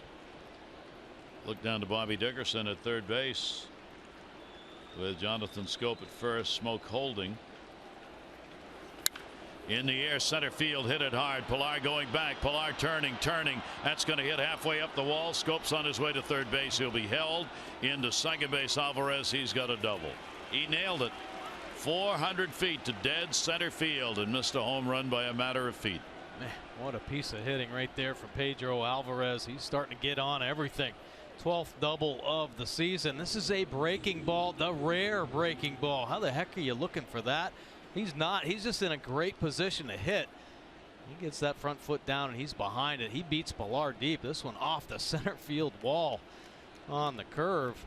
Jonathan Schoop holds his ground at third base, but Orioles threatening here. Runners at second and third. So the hits keep on coming for these two teams. 1 down, 2 in scoring position, and J.J. Hardy, who flied out his first time up, will stand in. Base hit, gets 2 in. Infield back. It'll go to short. Run coming to the plate. Throw made by Tulowitzki for the out. RBI for Hardy as Jonathan Schoop scores to make it 6-4. It's all right. Take that. Easy money right there. Stay to the big part of the field. Infield back.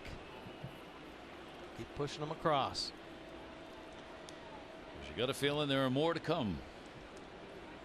So Hardy with the RBI. Now a runner at third base and 2 down. Adam Jones has grounded out, been called out on strikes, robbed of a hit his last time up, and a fine play made by Barney at second base. Hardy with 24 RBIs. Adam Jones takes the pitch inside for a ball. Orioles getting some runs off Estrada, who has not been giving up many all season long. That .294 overall earned run average, and even fewer of late. 1-0 pitch, just missed inside. Yeah, see Marco Estrada's opponent average by situation. Almost laughable, right? Bases empty, 179, 181, runners on, 125, then down to 108. Gets tougher and tougher. He just feeds on aggressive hitters. That changeup comes up so big.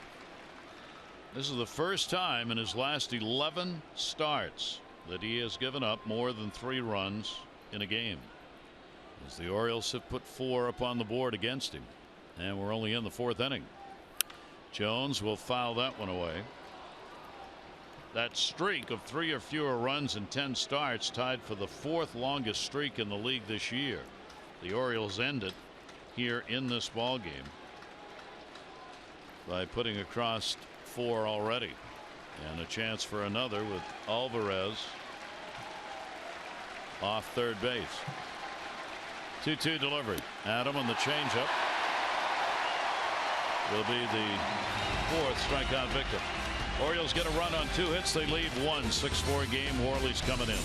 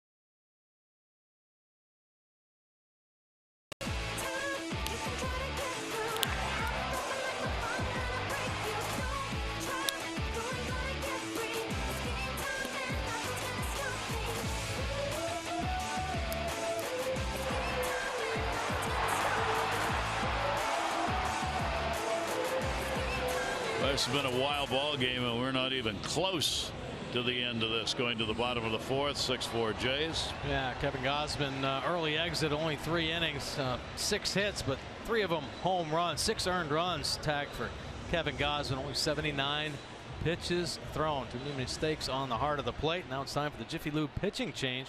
Brought to you by Jiffy Lube, where participating stores now do brake services. Stop in and let Jiffy Lube inspect your brakes today.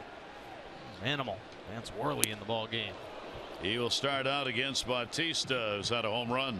Take a look at Worley's numbers. This will be his 23rd appearance. Made 4 starts for the Orioles, couple wins, 309 earned run average.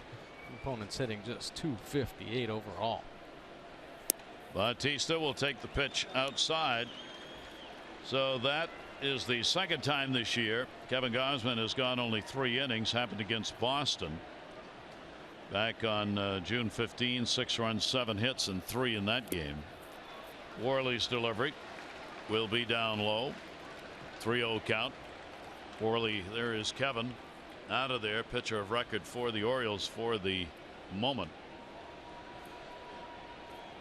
Bautista, Donaldson, Encarnacion coming up. Bautista takes it for a strike. Worley had the great answer this week on what his role is with the Orioles pitching wise. I only work here. Yeah. Right. 3-1 delivery, foul right straight back. And he didn't say that meanly or anything. He just said, I'd do whatever they want me to do. I'll do it. You want me to start? I'll start. You want me to relieve? Long, short, middle?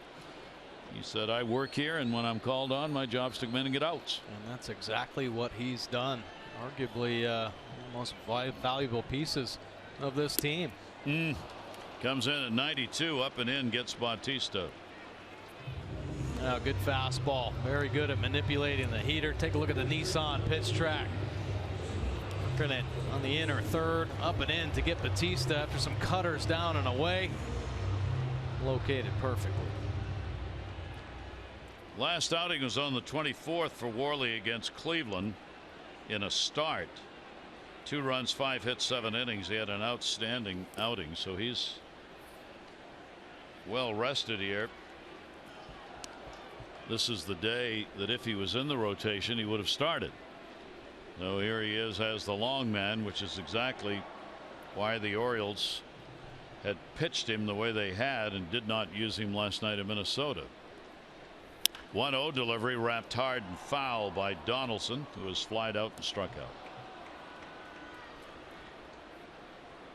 Yeah, Vance Worley has come up big in a lot of ways for this team. Eating up some innings. Buck Showalter has spot started him. Actually started out of spring training.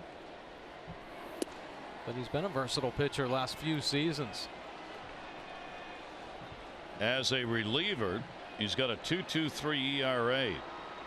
9 earned runs, 36 innings, 19 relief outings. This is the 19th.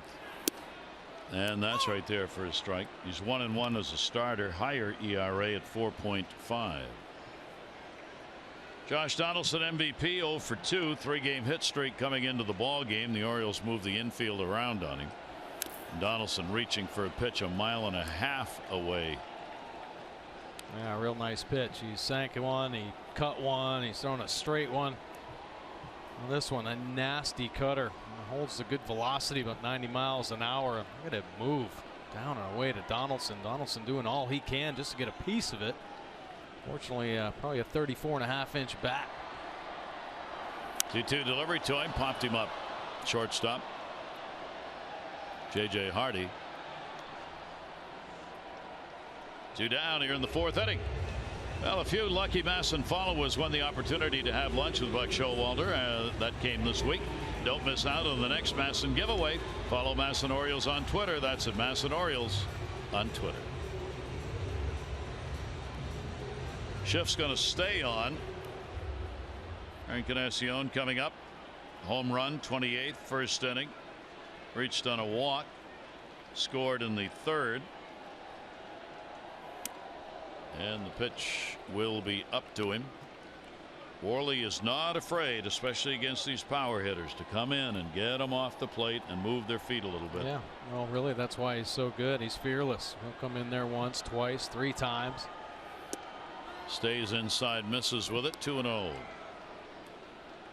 Yeah, and he can move it in there, so he can kind of crisscross pitches. He'll cut one in, and then he'll two-seam one.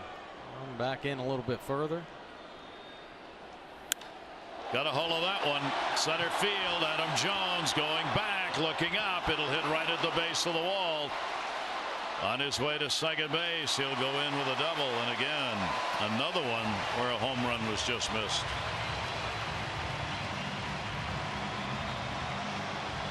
Well, you get pitched in a couple times. You think that front hip might get a little flinchy, but he kept the body quiet on the breaking ball. 85 miles an hour, and it stays in the middle of the plate. And wow, he's in no rush at all. He just takes the bat head to it. Adam Jones playing it perfectly off the wall. A close play at second base. Encarnacion all smiles. Home run, double in this ball game. So another chance with a runner in scoring position. Michael Saunders, a base hit, third inning run scored, and he is grounded out. He's 2 for 2 lifetime against Worley. That'll be hit number 7 for the Jays. They're 2 for 6 these situations tonight. 1-0 delivery. Worley will just miss away. And a 2-0 count on Saunders.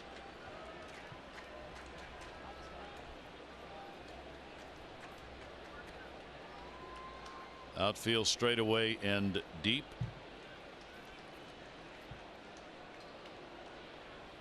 The 2-0 pitch came inside to him that time, and that will miss. So a 3-0 count with 2 down. First base is open, but you got Tulowitzki waiting on deck for Toronto. He's already had a home run, couple of RBIs in the game. Now, there aren't any really weak spots in either of these offenses. Strong 1 through 9, no let up. I know early on we talked about that comparison with the home run percentages, number of hits for home runs. And both of these teams kind of compare to the teams that they had when they set the franchise records. Back when each team had like 7 players at over 20 home runs, and potentially both these teams could do that again this year. Here's Tulowitzki, another big 2-out at bat. Home run, ground out, 2 RBIs. You see Worley continues to come in on these right-handed hitters. You got to do it. I mean, you have to do it. Open up the outside corner. You got to be fearless in there. I mean, there's no intent to hurt the guy. You just want to move his feet, get him off the plate, get him a little uncomfortable. Tulowitzki facing Worley for the first time off the fist. Go to short. Hardy's going to make the play over at first base, and will do so and will record the out. So no runs on 1 hit. 2 are left on base. Our Honda do-ups, Kim, Machado, and Davis.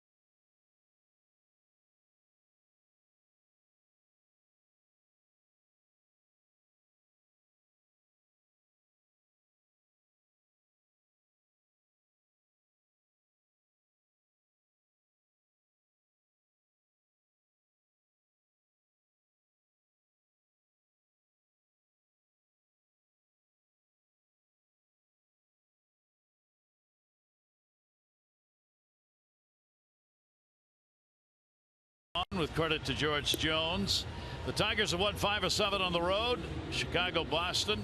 They now begin a homestand, 9 at home. Houston, the White Sox, and the Mets. 16 of the next 22 will be at home. They lead Houston tonight 9-3. The Yankees, how about that? One of 2 teams to improve their win percentage each month. The Rays are leading 4-0 in Tampa tonight. Cardinals and Marlins facing off in Miami. They are tied for second in the wild card, 2 back of the Dodgers. And the Marlins are getting tic-tacked by the Cardinals, who lead 9-1 in that game. Beautiful sunset time here in Toronto as you look up through the opened roof. And a swing by Kim, or a half a swing anyway. Definitely not wholehearted, that's for sure. Estrada has really had to work at it. Orioles have 4 runs, 5 hits off him. He's not retired the side in order, walking 2, striking out 4. 1-1 to Kim. Base hit first inning, and he scored. Threw a walk, scored in the struck out rather in the 3rd inning. Trumbo's got 2 RBIs off a double. Orioles reached on an error on Machado's run that tied the game up, and Hardy's had an RBI and a ground ball out.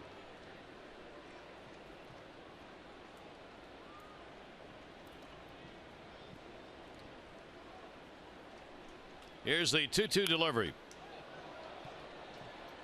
You kind of question or wonder, how much is Estrada just kind of doing this on his own with the bad back? You know, taking things upon himself, maybe risking potential another stint on the disabled list, but not wanting to get into that bullpen. You know, trying to keep those bullpen arms out of here. He will get the ground ball, and Barney will make the play. Kim is retired, 1 away in the 5th inning. Well, mark your calendars. Friday, August 19, next fireworks night at the ballpark. Astros will be there. Fireworks presented by the Baltimore Area Credit Unions. You can get your tickets at Orioles.com, or you can call 888-848-BIRD. 19th August. Well, it is July 29. Yeah, it's coming. Here's Manny Machado with 1 out. The only 2 walks surrendered by Estrada have been to Machado, and he scored both times. And the pitch will be taken inside for a ball. Well, Manny's gotten on and taken advantage of it, coming all the way around. 37 walks, 74 strikeouts in the year. And Estrada misses inside. Estrada, as we said in his last at bat, just hasn't wanted anything to do with Manny. Yeah. I don't think he's thrown him a strike yet tonight. In the air, center field, Pilar. 2 down.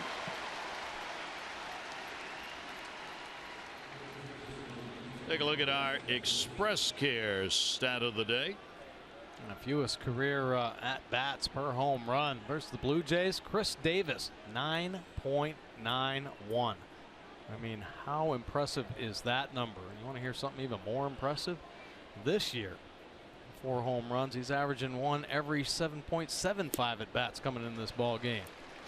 Our Express Care stat. Express Care, a LifeBridge health partner. For locations, visit whywaitinther.com. He has grounded out twice in this ball game. And Chris will take it at the knees for a strike. So he's behind 0-2. Estrada looking for his first clean inning. Popped him up. Donaldson. He's got it. And a 1-2-3 inning here in the 5th. First of 3, big matchup as the Jays, O's battling for first place.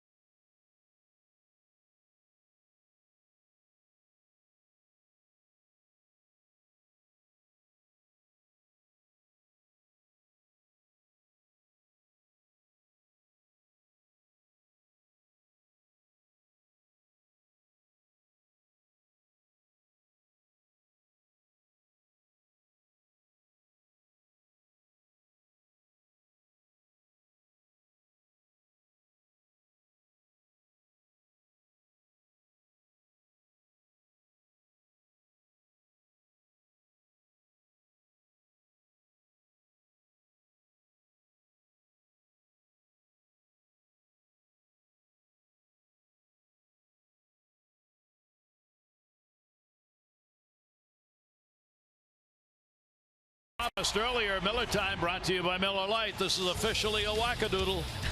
Yeah, say the least. Chris Davis, little ground ball to Darwin Barney. Flips it over to first base, but Manny Machado sees that third base isn't protected. Martin tries to hustle down there. A little bit of a collision. Can't hold on to the ball. And how about this? Nobody at home. Nobody can get to the baseball. An exciting play right there.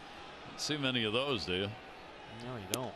Vance Worley on for the Orioles in the last inning. Got out of it with a couple left on base. Here is Russell Martin. He has walked, picked up a single, has an RBI. Toronto got 3 first-inning solo home runs, igniting the ball game. Bautista, Encarnacion, and Tulowitzki. They added the RBI base hit by Martin and another one by Pilar in the third. Worley's 1-1. Back him off a little bit, and a 2-ball 1-strike count. The Jays have won 11 of their last 15 games played here at Rogers Center. They are 30-23 at home on the season. That is a strike on the inside corner, and the count goes 2-2. They do have a better record on the road than the Orioles. They're 27-22. The Orioles 21-27 away. The other way, foul. Yeah, Martin, a lot of Blue Jays hitters. I don't believe they're looking inside at all. I don't think they like it in there. I think they're hunting everything out over the plate until they get with 2 strikes. Do they protect that inside corner? 2-2. They check. No. Pretty good pitch. Worley bringing it back. 92 miles an hour. Good velocity tonight. Weeder's glove. Boy, not bad at all. Good setup pitch after working him inside all that time. Smoke and Pilar to follow. Here's the 3-2 to Martin, and a broken bat. Jonathan Schoop has to wait on that one, and he will get the out. 1 down, 5th inning. Our PNC minor league report. PNC for the achiever in you. How about Winston Sawyer, 24 years old. He's an 8th round pick back in 2010. He's had hits in 5 of his last 6 games. 318 clip with a double, couple RBIs. Very solid season. In 76 games, 283, 10 home runs, career high, 16 doubles, triple, 45 stakes for Winston Sawyer, and a high A, Frederick Keys.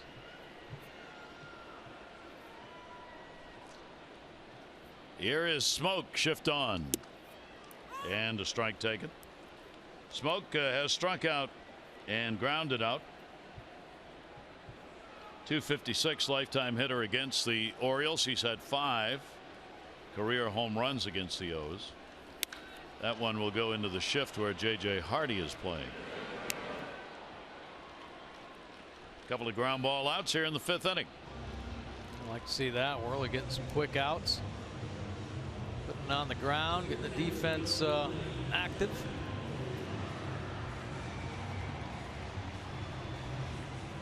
It's funny, we were talking about Estrada playing in Hawaii.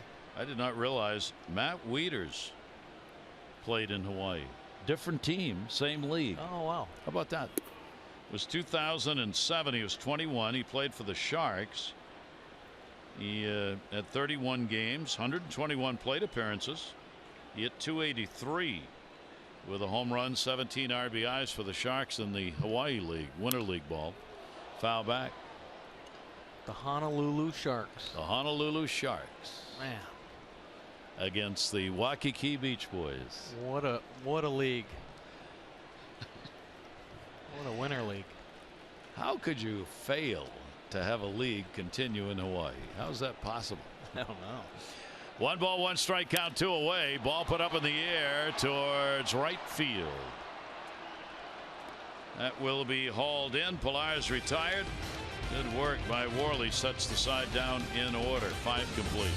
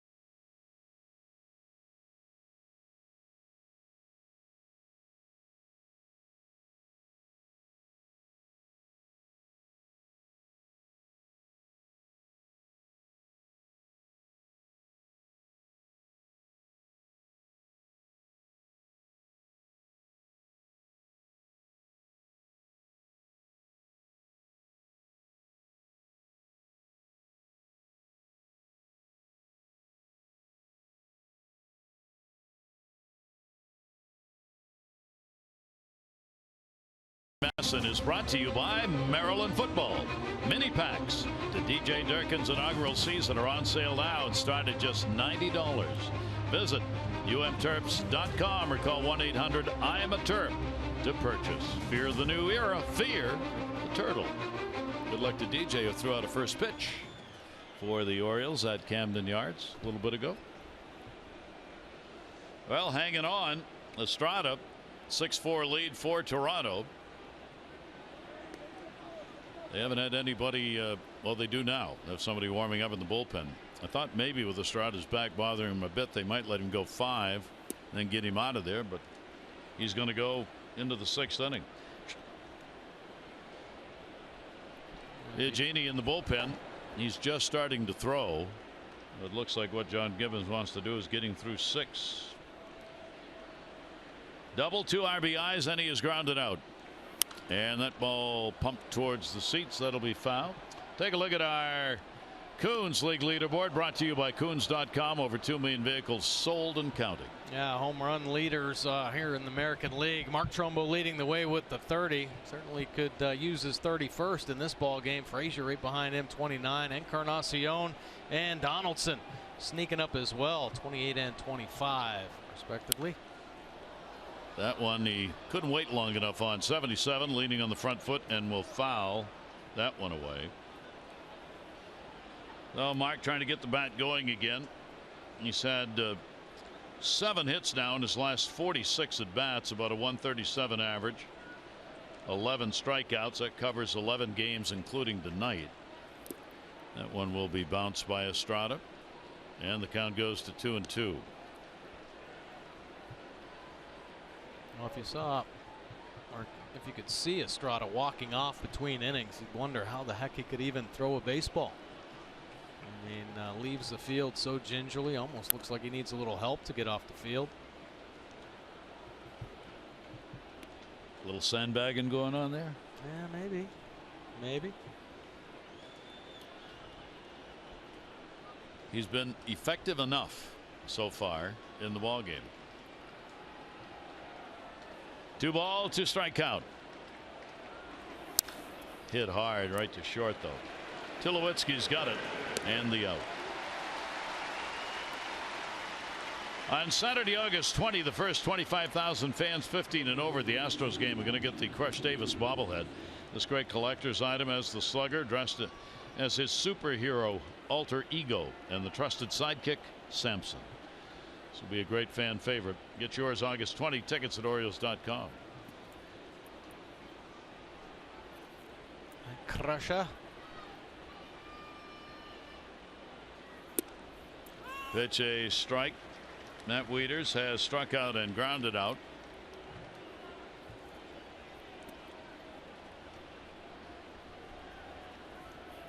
Estrada with the 0-1 delivery to him, and Matt again, there's that 77 changeup. Yeah, that is a nasty one there. When it's down, ridiculously hard to square up. Up, you got a chance. Down there, almost impossible.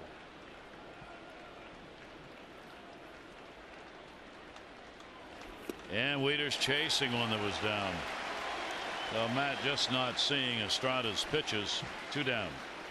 Yeah, man, a couple winces as well. So I don't know if his foot still bothering him.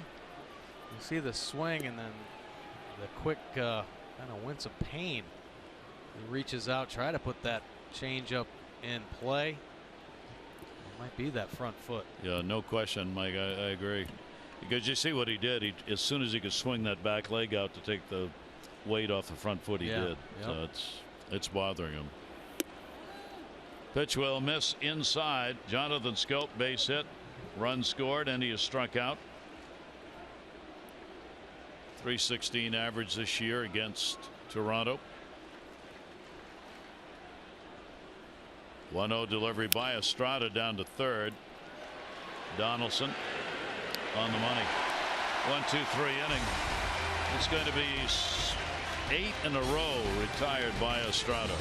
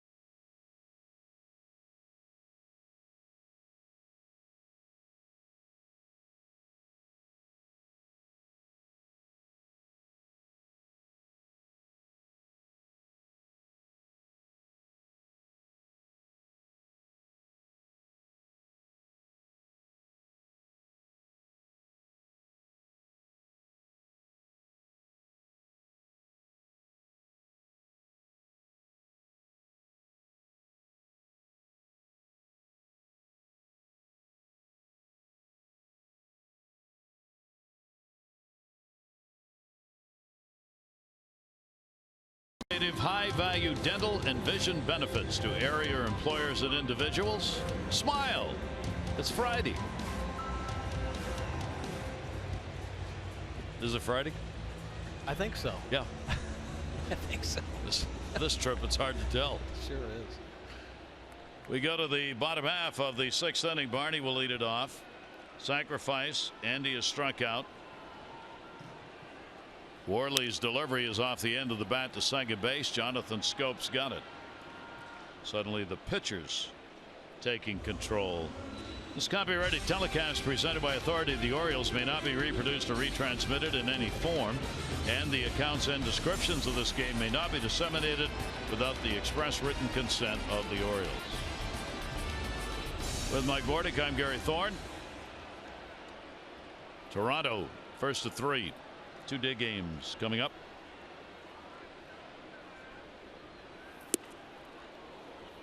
Bautista has struck out twice and delivered his 13th home run that came in the first inning. Yeah, he got all over a hanging breaking ball from Kevin Gausman. Really turns on that one. Bautista's 1 for 3 against Worley. There's a newer acquisition, Joaquin Benoit, in the bullpen. Slowly loosening up. And it'll be fouled away because Melvin Upton Jr. has joined the ball club along with Benoit, recent acquisitions. Upton will be playing against left-handers. Smoke will come out and John Gibbons will rearrange the D. Yeah, just a little more veteran depth in this Blue Jays lineup. Look at Upton. Got him and he didn't like it. Ooh, that's close to being thrown out right there. Bautista banged the bat down. He struck out 3 times. There's the pitch. Change up. Dive bombing down and into Bautista. There's the foul ball. He actually hit behind him. Looked like he almost pulled that ball behind him, went up in the 3rd deck. Yeah. But strike 3, nasty pitch. Bautista all over the plate. Really, if it's going to be a ball, it's probably going to hit him. Here's Donaldson 0 for 3. Donaldson with 2 down and nobody on, and Worley. That's Worley dealing as he usually does. He's on the mound. He works in a hurry. Throws a lot of strikes. Pitch taken down low. He keeps vying for a spot in the rotation. Well, I don't know how he worked himself out of it, to be honest with you. He kept pitching very well as a starter. He was going to get stronger and stronger, keep getting his pitch count up. He has deception. He's always had deception as a pitcher, and it looks like as he continues to work, his velocity climbs, and it looks like he's getting more movement on his pitches. So, you know, he's always in the back of Buck's head, I'm sure, to fit in there nicely. And we talked about his versatility, but a very valuable piece of this team. That's Worley. 3 ball, 1 strike count. Worley's working his 3rd inning. Kevin Gausman went only 3, 5 runs, 6 hits in 3 innings. 3-1 delivery on the way, and that'll be put in the air to center field. Jones is right there, and he'll put it away, and Donaldson is retired. 2 clean innings, 7 in a row, retired by Worley.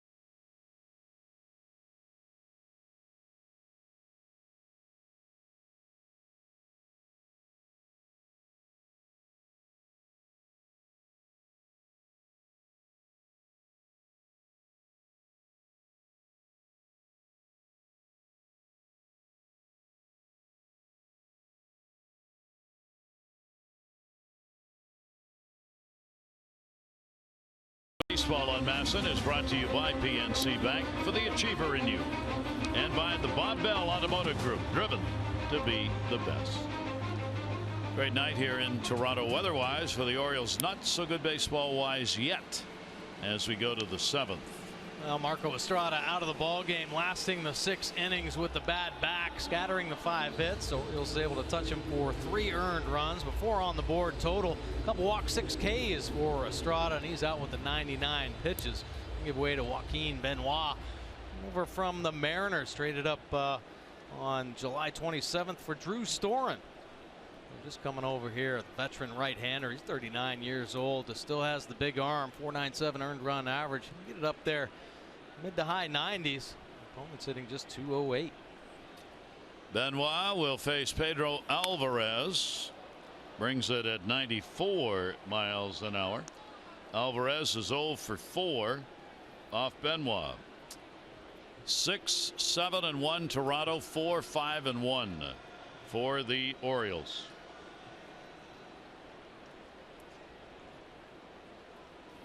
And that pitch is also going to be there for a strike, to the dismay of Pedro Alvarez. Well, I know some umpires have big zones, and I guess he's been consistently, I'm not going to say bad, but consistent down at the bottom of the zone, just low. 0-2 pitch inside. Benoit's got a game against the Orioles, his 39th appearance. He's got a 5-2 record and is 2 out of 5 in save opportunities against the Orioles. The Orioles have hit only 187 in 58 innings against Joaquin Benoit. 1-2 delivery on the way. Benoit's problems of late have been the walks. He has surrendered too many walks coming out of the bullpen. Toronto's trying to solidify their bullpen.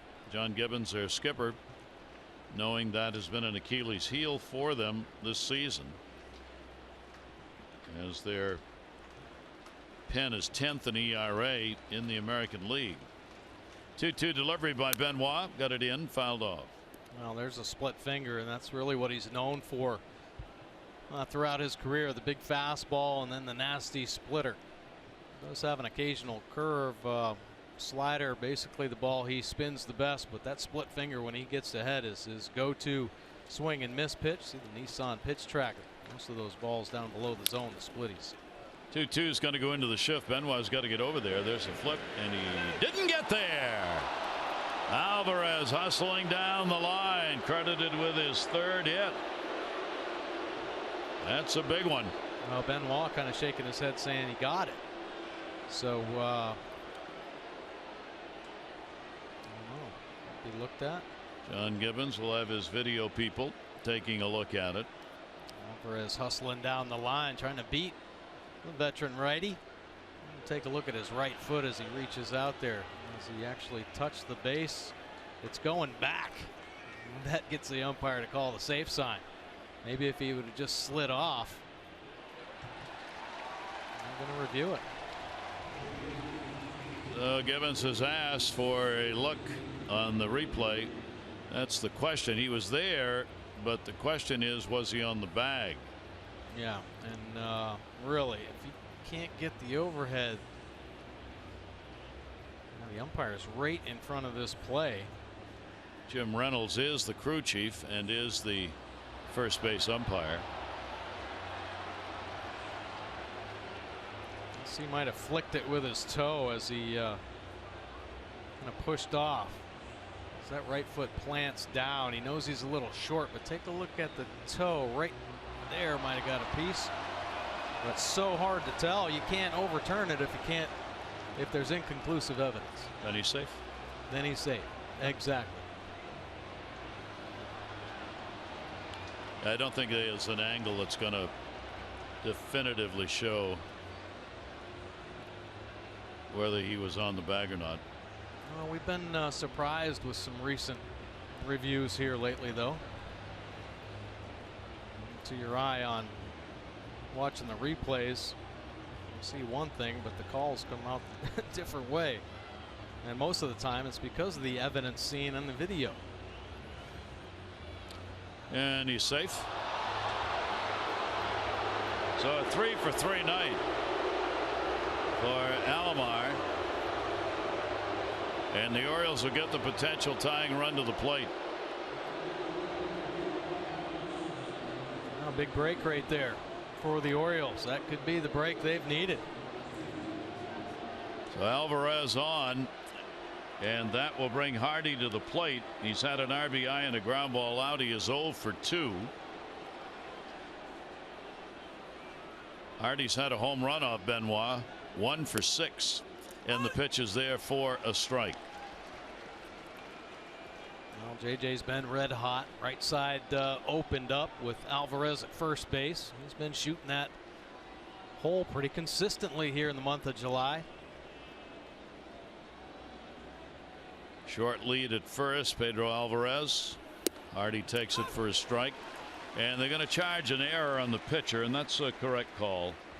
So no hit for Alvarez, error on Benoit because he was there in time. So if he touched the bag, they would have had the out.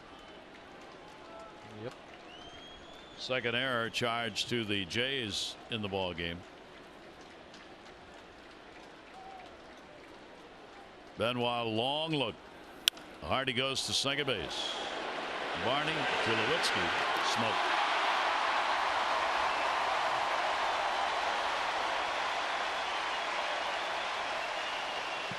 Well, this double play, everything on the move. Take a look at Barney making sure you follow your feed. The little power feed. Look at him getting the legs going in the direction. And Tulowitzki, it's just a running double play. He'll keep the feet going. Momentum going. Easy little flip. Big double play here. Take the wind out of the Orioles' sails here in the 7th. 2 down and nobody on.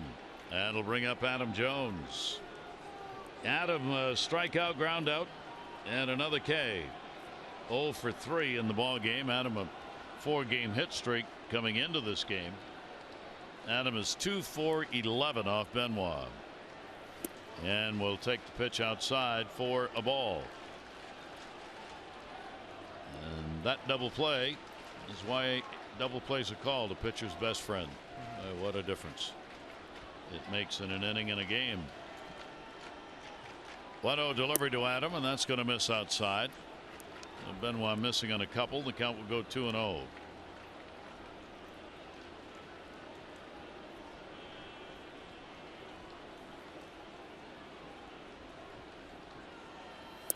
Taking, and that misses.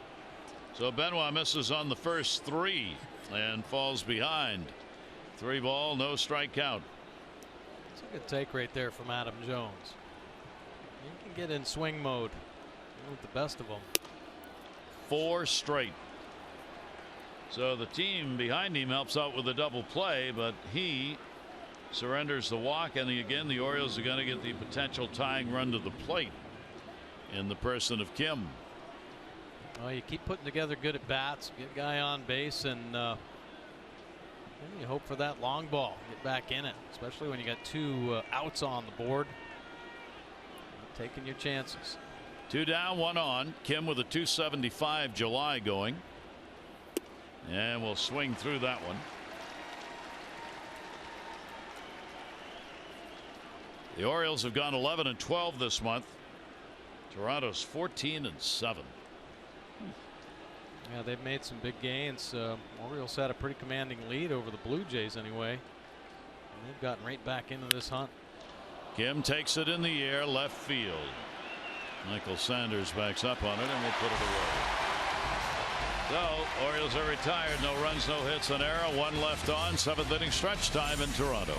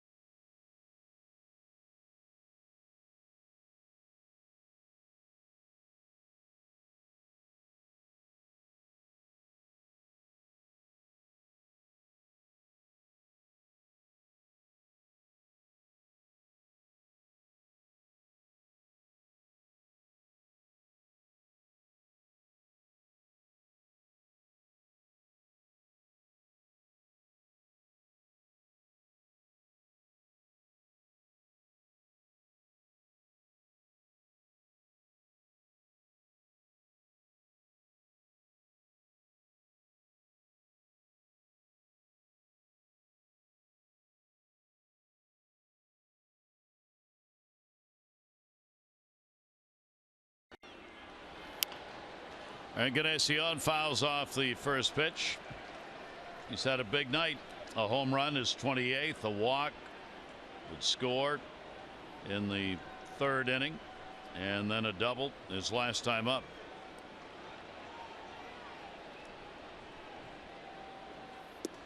Encarnacion will take the pitch inside for a ball. Saunders, Tulowitzki due up. Worley working in his fourth inning of relief, retiring the last 7 batters faced. That went off the end of the bat, right field. Trumbo going back, has room. 1 away. On Wednesday, don't miss your chance to meet Orioles pitcher Vance Worley, signing autographs and meeting fans at the T-Mobile store on Eastern Boulevard in Essex. He'll be on hand noon to 1 Wednesday before the O's take on the Rangers later that evening. That's Wednesday, noon to 1, T-Mobile store in Essex. For details, go to OriolesReach.com. To meet the Vanimal. Vanimal. Michael Saunders up, base hit, run scored, a walk, and he is grounded out. He'll go the air to center field. Adam Jones, that's it on the button. Nice catch, Adam. Going back to the warning track and a rising line drive. Adam Jones reaches out and timed it perfectly. Man, what athleticism from Adam Jones. This ball is scorched. And actually, Worley ducks off the bat. Comes off hot. And how about this? The timing of Adam Jones. The jump off the foot, right foot, when the ball is about to beat him deep. What a play. Gold Glove center fielder. Worley dealing strikes. Tulowitzki 2 RBIs, 1 on a homer, his 17th, 1 on an RBI ground ball. How about this? Fielding percentage in center field. Adam Jones at .991, second behind Cargo. Gomez with Houston has been perfect. 0-1 delivery on the way, foul back. Quickly an 0-2 count. Jason Grilli in the bullpen. 6-4 game. Started out all offense. Then the pitchers took over in the middle part of the ball game. Toronto 2 runs 3 hits in the third. Last time they have scored. 0-2 delivery is foul back. The Orioles picking up a run on 2 hits in the fourth inning. Last time they have scored. Brad Brock, the well-rested Brad Brock, getting ready for the Orioles. 0-2 count with 2 down. Toronto hitters having to step out on Worley. He's coming in a hurry and trying to slow him down a little bit.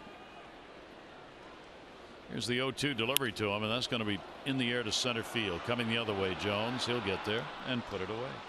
Boy, Worley, something else. 3 straight innings, 1, 2, 3, 7 complete.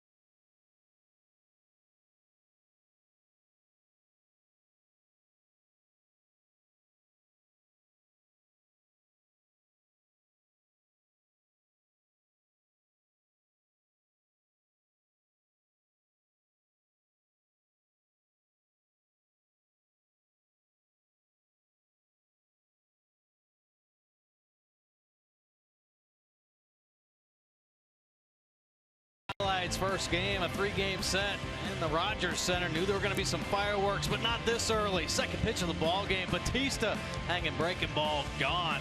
How about the third hitter of the ball game? Encarnacion, solo shot, gone. 2-0. Tulowitzki, the 6th hitter in the first inning, solo shot. 3-0. Blue Jays bats are hot here in July. Geico, 15 minutes could save you 15% or more on car insurance. Visit geico.com for a free rate quote. Well, top of the 8th. Blue Jays holding on that 6-4 lead. They'll go to the bullpen and bring out Jason Greeley, another veteran arm, 39 years old, still rushes it up there. 63% fastball usage, low 90s with the heater. Has slider change to go along with it. 4 wins out of this Blue Jays bullpen with a 3.63 earned run average, and yeah, he can still strike him out. 50 punch outs in 34 innings, holding opponents down to that 208 overall batting average. So for Benoit, an inning worked. He had 1 walk. Now Greeley on, and Manny Machado up against him. Manny goes after it in the air to right field, hit it hard. Bautista going back. Bautista at the wall. Hey, goodbye, home run. And we've got a 1-run ball game as Manny Machado on the first pitch from Greeley takes it the other way and out of the ballpark. Manny gets his 22nd and his 58th RBI. It is 6-5. My oh my, how impressive is that? He's really had 1 pitch to hit in this ball game, and he goes the opposite way for his 22nd home run. Some backspin carry on that long ball. Well, the Orioles here in the 8th inning bring it in. Here's Davis. Davis is 0 for 3 in the ball game and takes it away. Our Alexis of Towson drive of the game. Take a look at Manny. Martin wants the fastball down and away. It is elevated. One of the best high ball hitters in the game. And Batista, all he can do is watch as it just clears the right field wall. 1-0 delivery.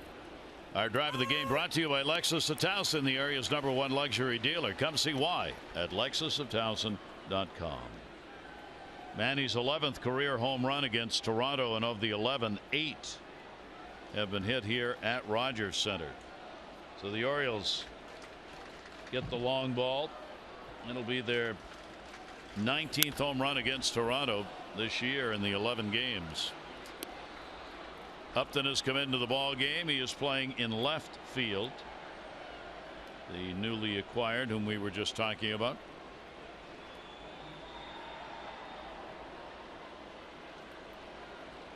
Michael Saunders out of the ball game. 1 ball, 2 strike count on Davis.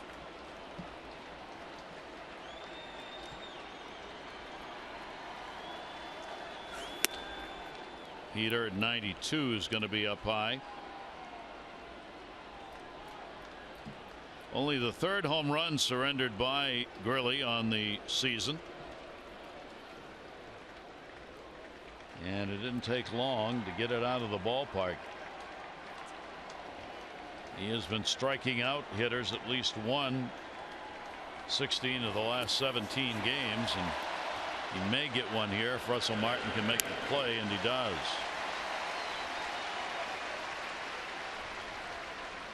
Davis been a little susceptible on the breaking ball here recently, and Greeley buries it back foot. Davis swinging over the top of that hook. Davis retired, 1 away in the 8th. Mark Trumbo, a couple of ground ball outs and a 2 RBI double. Came back in the first inning.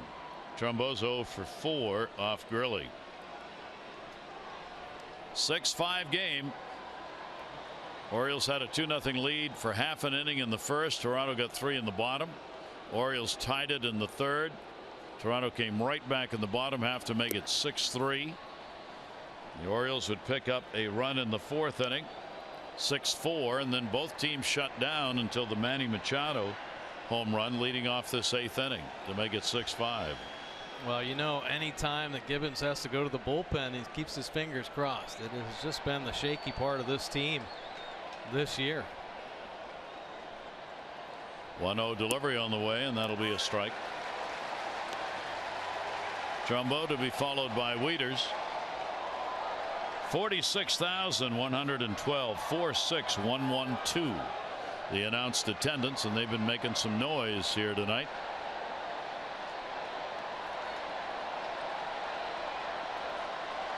One delivery. Slider, hard one outside. Trumbo staying nice and quiet in the box right now. No extra movement at all, so allows him to really pick up the spin of the baseball and lay off those nasty sliders down and away. Mark is tied for third in home runs on the road this year, 14 of them.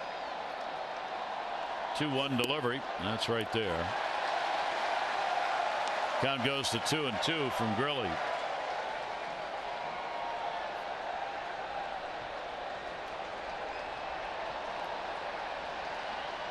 Two teams who have shown offense in this, the 11th game they've played this year, but they've been tight games, as we showed you top of our broadcast. And here's another one that just missed. 6 of the 10 games decided by 1 run, even though the teams have put up run after run. Orioles with 19 home runs against them, the Jays with 19 against the Orioles.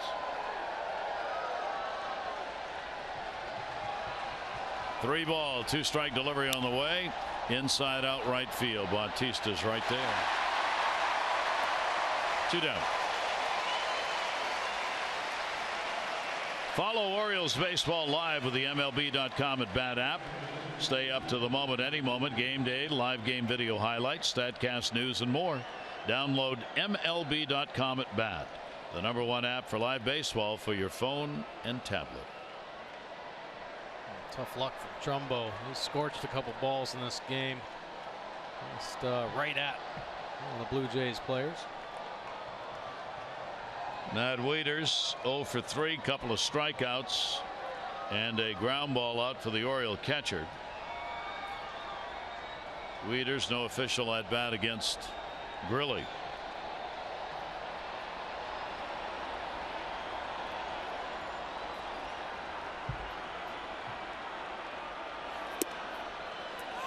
At the knees for a strike to Matt. Lead-off homer in the inning by Manny Machado. Manny with his 22nd of the year, and the Orioles making this yet another nail-biter in the matchup of these two teams this year. Fastball is going to be outside.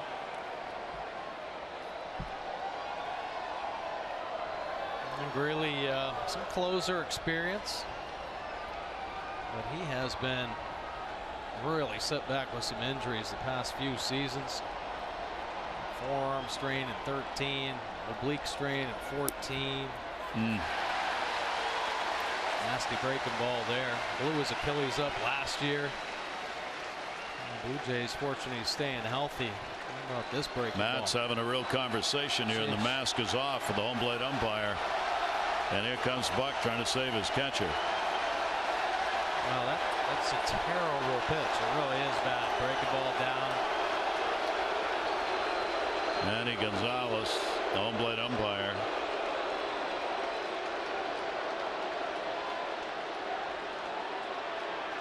Crew chief Jim Reynolds comes in, stands by Wieters. There have been a number of pitches out of the strike zone. Both teams turned around, had some talks here with Manny Gonzalez. Let's take a look at the breaking ball.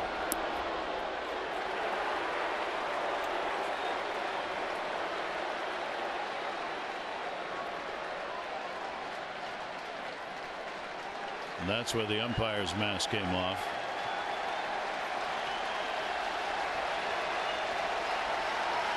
That's where Buck came out.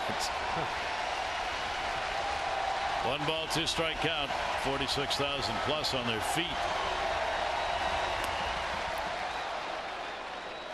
Count will go to 2-2.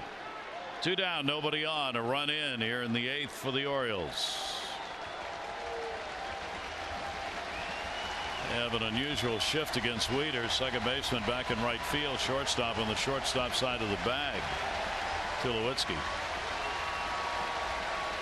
2-2. Let him swinging. Matt says something else.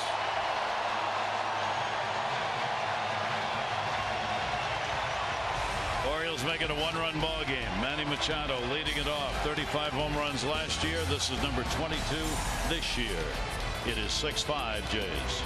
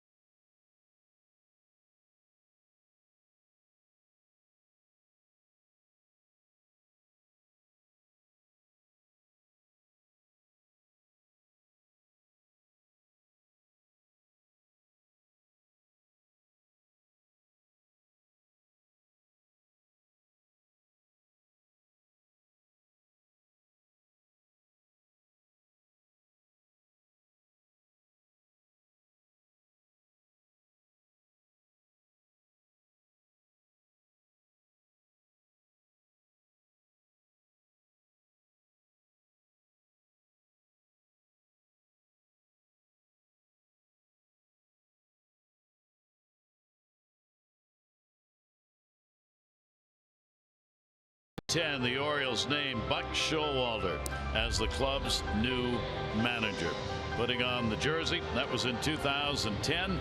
And also on this date, Mike Mordick, first game with the Mets, first pitch. See you later. He went 2 for 3 as a Met. Oh yeah. Take a look, Buck Showalter era right here. Named manager on July 29th, and very successful winning percentage, .531 with the O's. 2014 manager of the year when he helped lead the Orioles to the division, winning the division.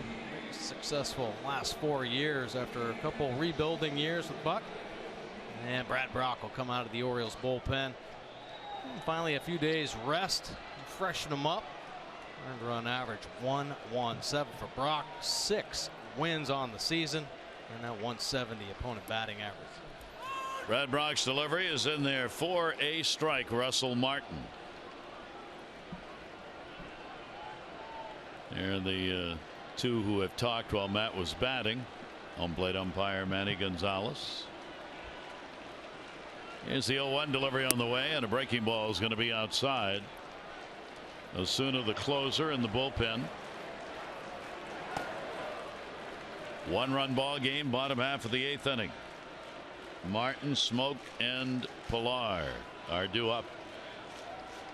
Martin 1 for 6 off Brad Brock. Swings through that one. Brad hasn't worked since the 24th. Against Cleveland, he worked an inning, 1 unearned run on a couple of hits. He's just been outstanding for the Orioles. Buck Showalter saying before the game, we just felt he needed to have a break. We were piling the innings up on him. He will bounce that one. 2 ball, 2 strike count. He's become a horse, a go-to pitcher. Great stuff. He can handle righties and lefties. That turbo change, the equalizer. But dominant swing and miss arsenal. All 3 pitches. 2-2. And it'll take it full. See, lowest earned run average among relievers. Zach Britton leading the way with that .63, and there is Brad Brock, 4th with that 117 earned run average. Russell Martin, a 3-2 count. Brock will get him on a pitch away. 1 down in the 8th inning. A nasty slider right there from Brad Brock. Talk so much about his fastball, mid-90s, the turbo change, but this is filthy right here. It looks like a fastball right till it gets to the front of the plate and just dive bombs down and away from Martin. Big strikeout there. This will be game number 6 against Toronto this year. 2 runs, 5 hits, 7 innings worked. Had a save opportunity, didn't get it. 0 for 1. And an 0-1 record against them on the season. Pitch will be taken away. This is Justin Smoak. Smoak an 0 for 5 off Brock. The Orioles will have Schoop, Alvarez, and Hardy due up when we go to the 9th inning, and the job for Brock is to keep it a 1-run game. Pitch is away. Full shift employed against Smoak, who's 0 for 3.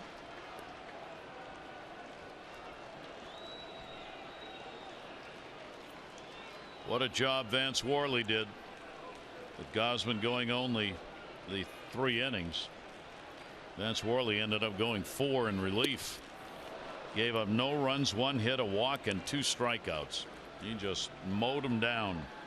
Yeah, he was almost pitching like a chip on his shoulder. He just rocking and rolling, getting ready back up there on the mound, aggressive in the zone. That fastball of Worley's moving all over the place.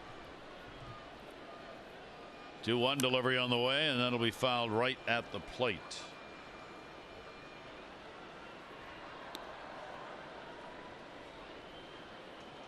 Worley came on in the 4th inning. In that inning he got 2 outs, gave up double, a walk, and that was all they would get off him. Retired 10 in a row. 2-ball, 2-strike count from Brock. Major league fly ball to left. Got hang time. You get good coverage on this one. Kim will put it away, and there are 2 down. Join us tomorrow. More Orioles action. Game 2 of this 3-game set. Yvonne Gallardo takes the mound against J.A. Happ, the left-hander. Coverage on MASN 1230 O's Extra, presented by Jeep. Game coverage at 1. All the access you need right here on MASN. Well, another big test for the Orioles tomorrow. Gallardo got to be on his game, but J. Happ has been ridiculously good this month. 13 wins, but here his last 4 starts, 3-0 with a 1.48. So he's on a nice little roll. Good breaking ball. Pilar base hit and an RBI. 1 for 2, and a walk in the game for Kevin Pilar, their center fielder. Pilar 2 for 9 off Brad Brock. That'll be in the seats.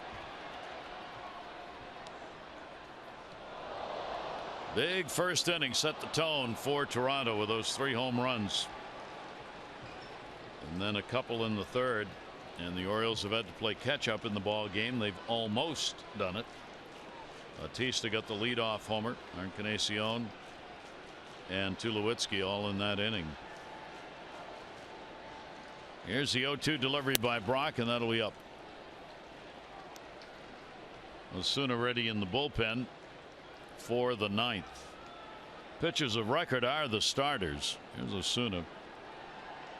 Strada gave up 4 runs, 3 earned, 5 hits over 6. Walked 2 and struck out 5. 1-2 delivery off the fist. It'll be cut off at 3rd. Manny Machado the running throw, and he got him. Good job by Brad Brock. All right, here we go. Buckle those seatbelts, baby. We're going to the 9th. Orioles down by 1.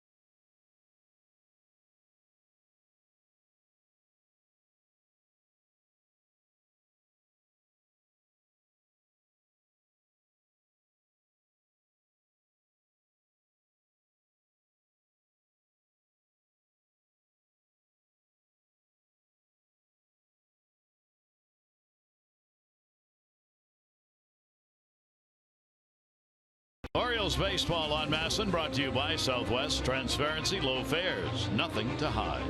And by Chesapeake Employers Insurance, a workers' compensation insurance company. Go to the ninth. Carrera's in right field now, replacing Bautista. Blue Jays have the 6-5 lead, top of the ninth. And they're going to go to their closer, Roberto Osuna. Just 21 years of age, and he is as polished as you're going to see. Fastball 69% of the time, 95 to 98 with the heater. Has a power slider changeup to go along with it. Couple wins, 21 saves in his 23 opportunities, just that 199 earned run average. And he is holding the opponents down to just that 186 overall batting average. Pretty impressive mindset from this young man. He will take over the closer job. Last year became the youngest pitcher in Blue Jays history when he made his debut. Osuna will work to Schoop here in the ninth inning. And he goes after the first pitch and pops it up first base.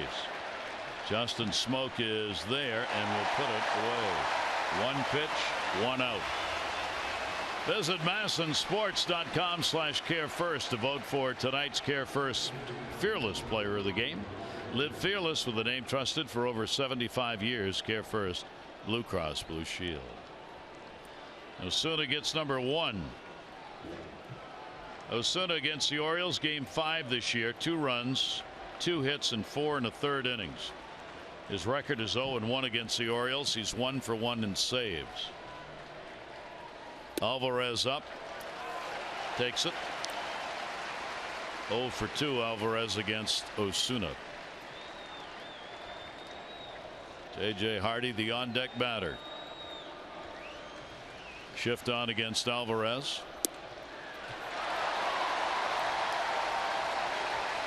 There's some fuzz on that heater. 97 miles an hour. And at the knees, maybe a hair lower, as we've seen this whole ball game.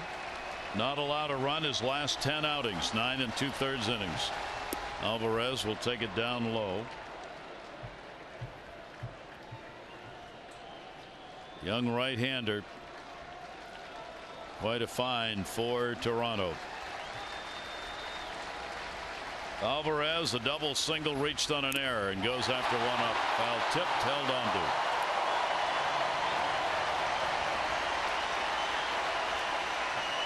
2 down in the ninth inning. Well, tough to get to up on the top of the strike zone. Martin calling for the high heater. There it is, 95, a little extra life on top. Alvarez almost getting there. So the Orioles down to their last hope. Keep the ball game going. It'll be Hardy. They're down by only 1. Hardy's 0 for 3 off Osuna. 0 for 3 in the ball game with an RBI.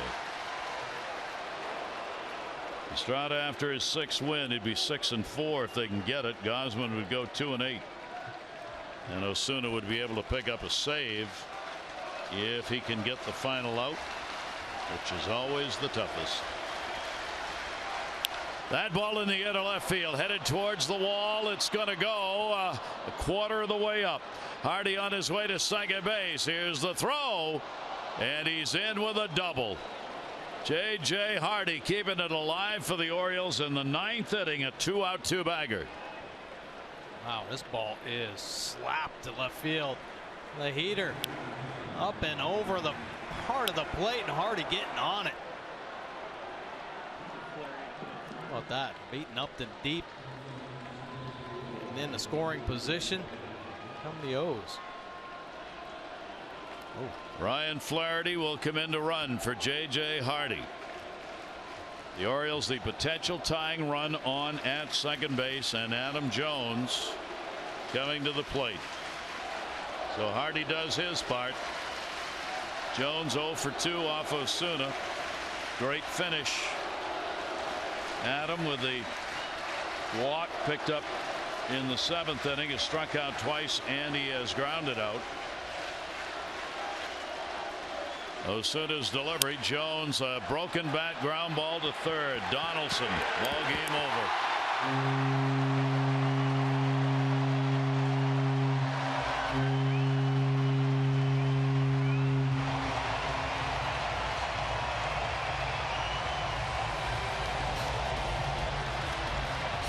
So the Orioles lead is cut to a half game over Toronto in the first of this 3-game set. Estrada's 6-4. Gausman is 2-8, and Osuna's got his 22nd save.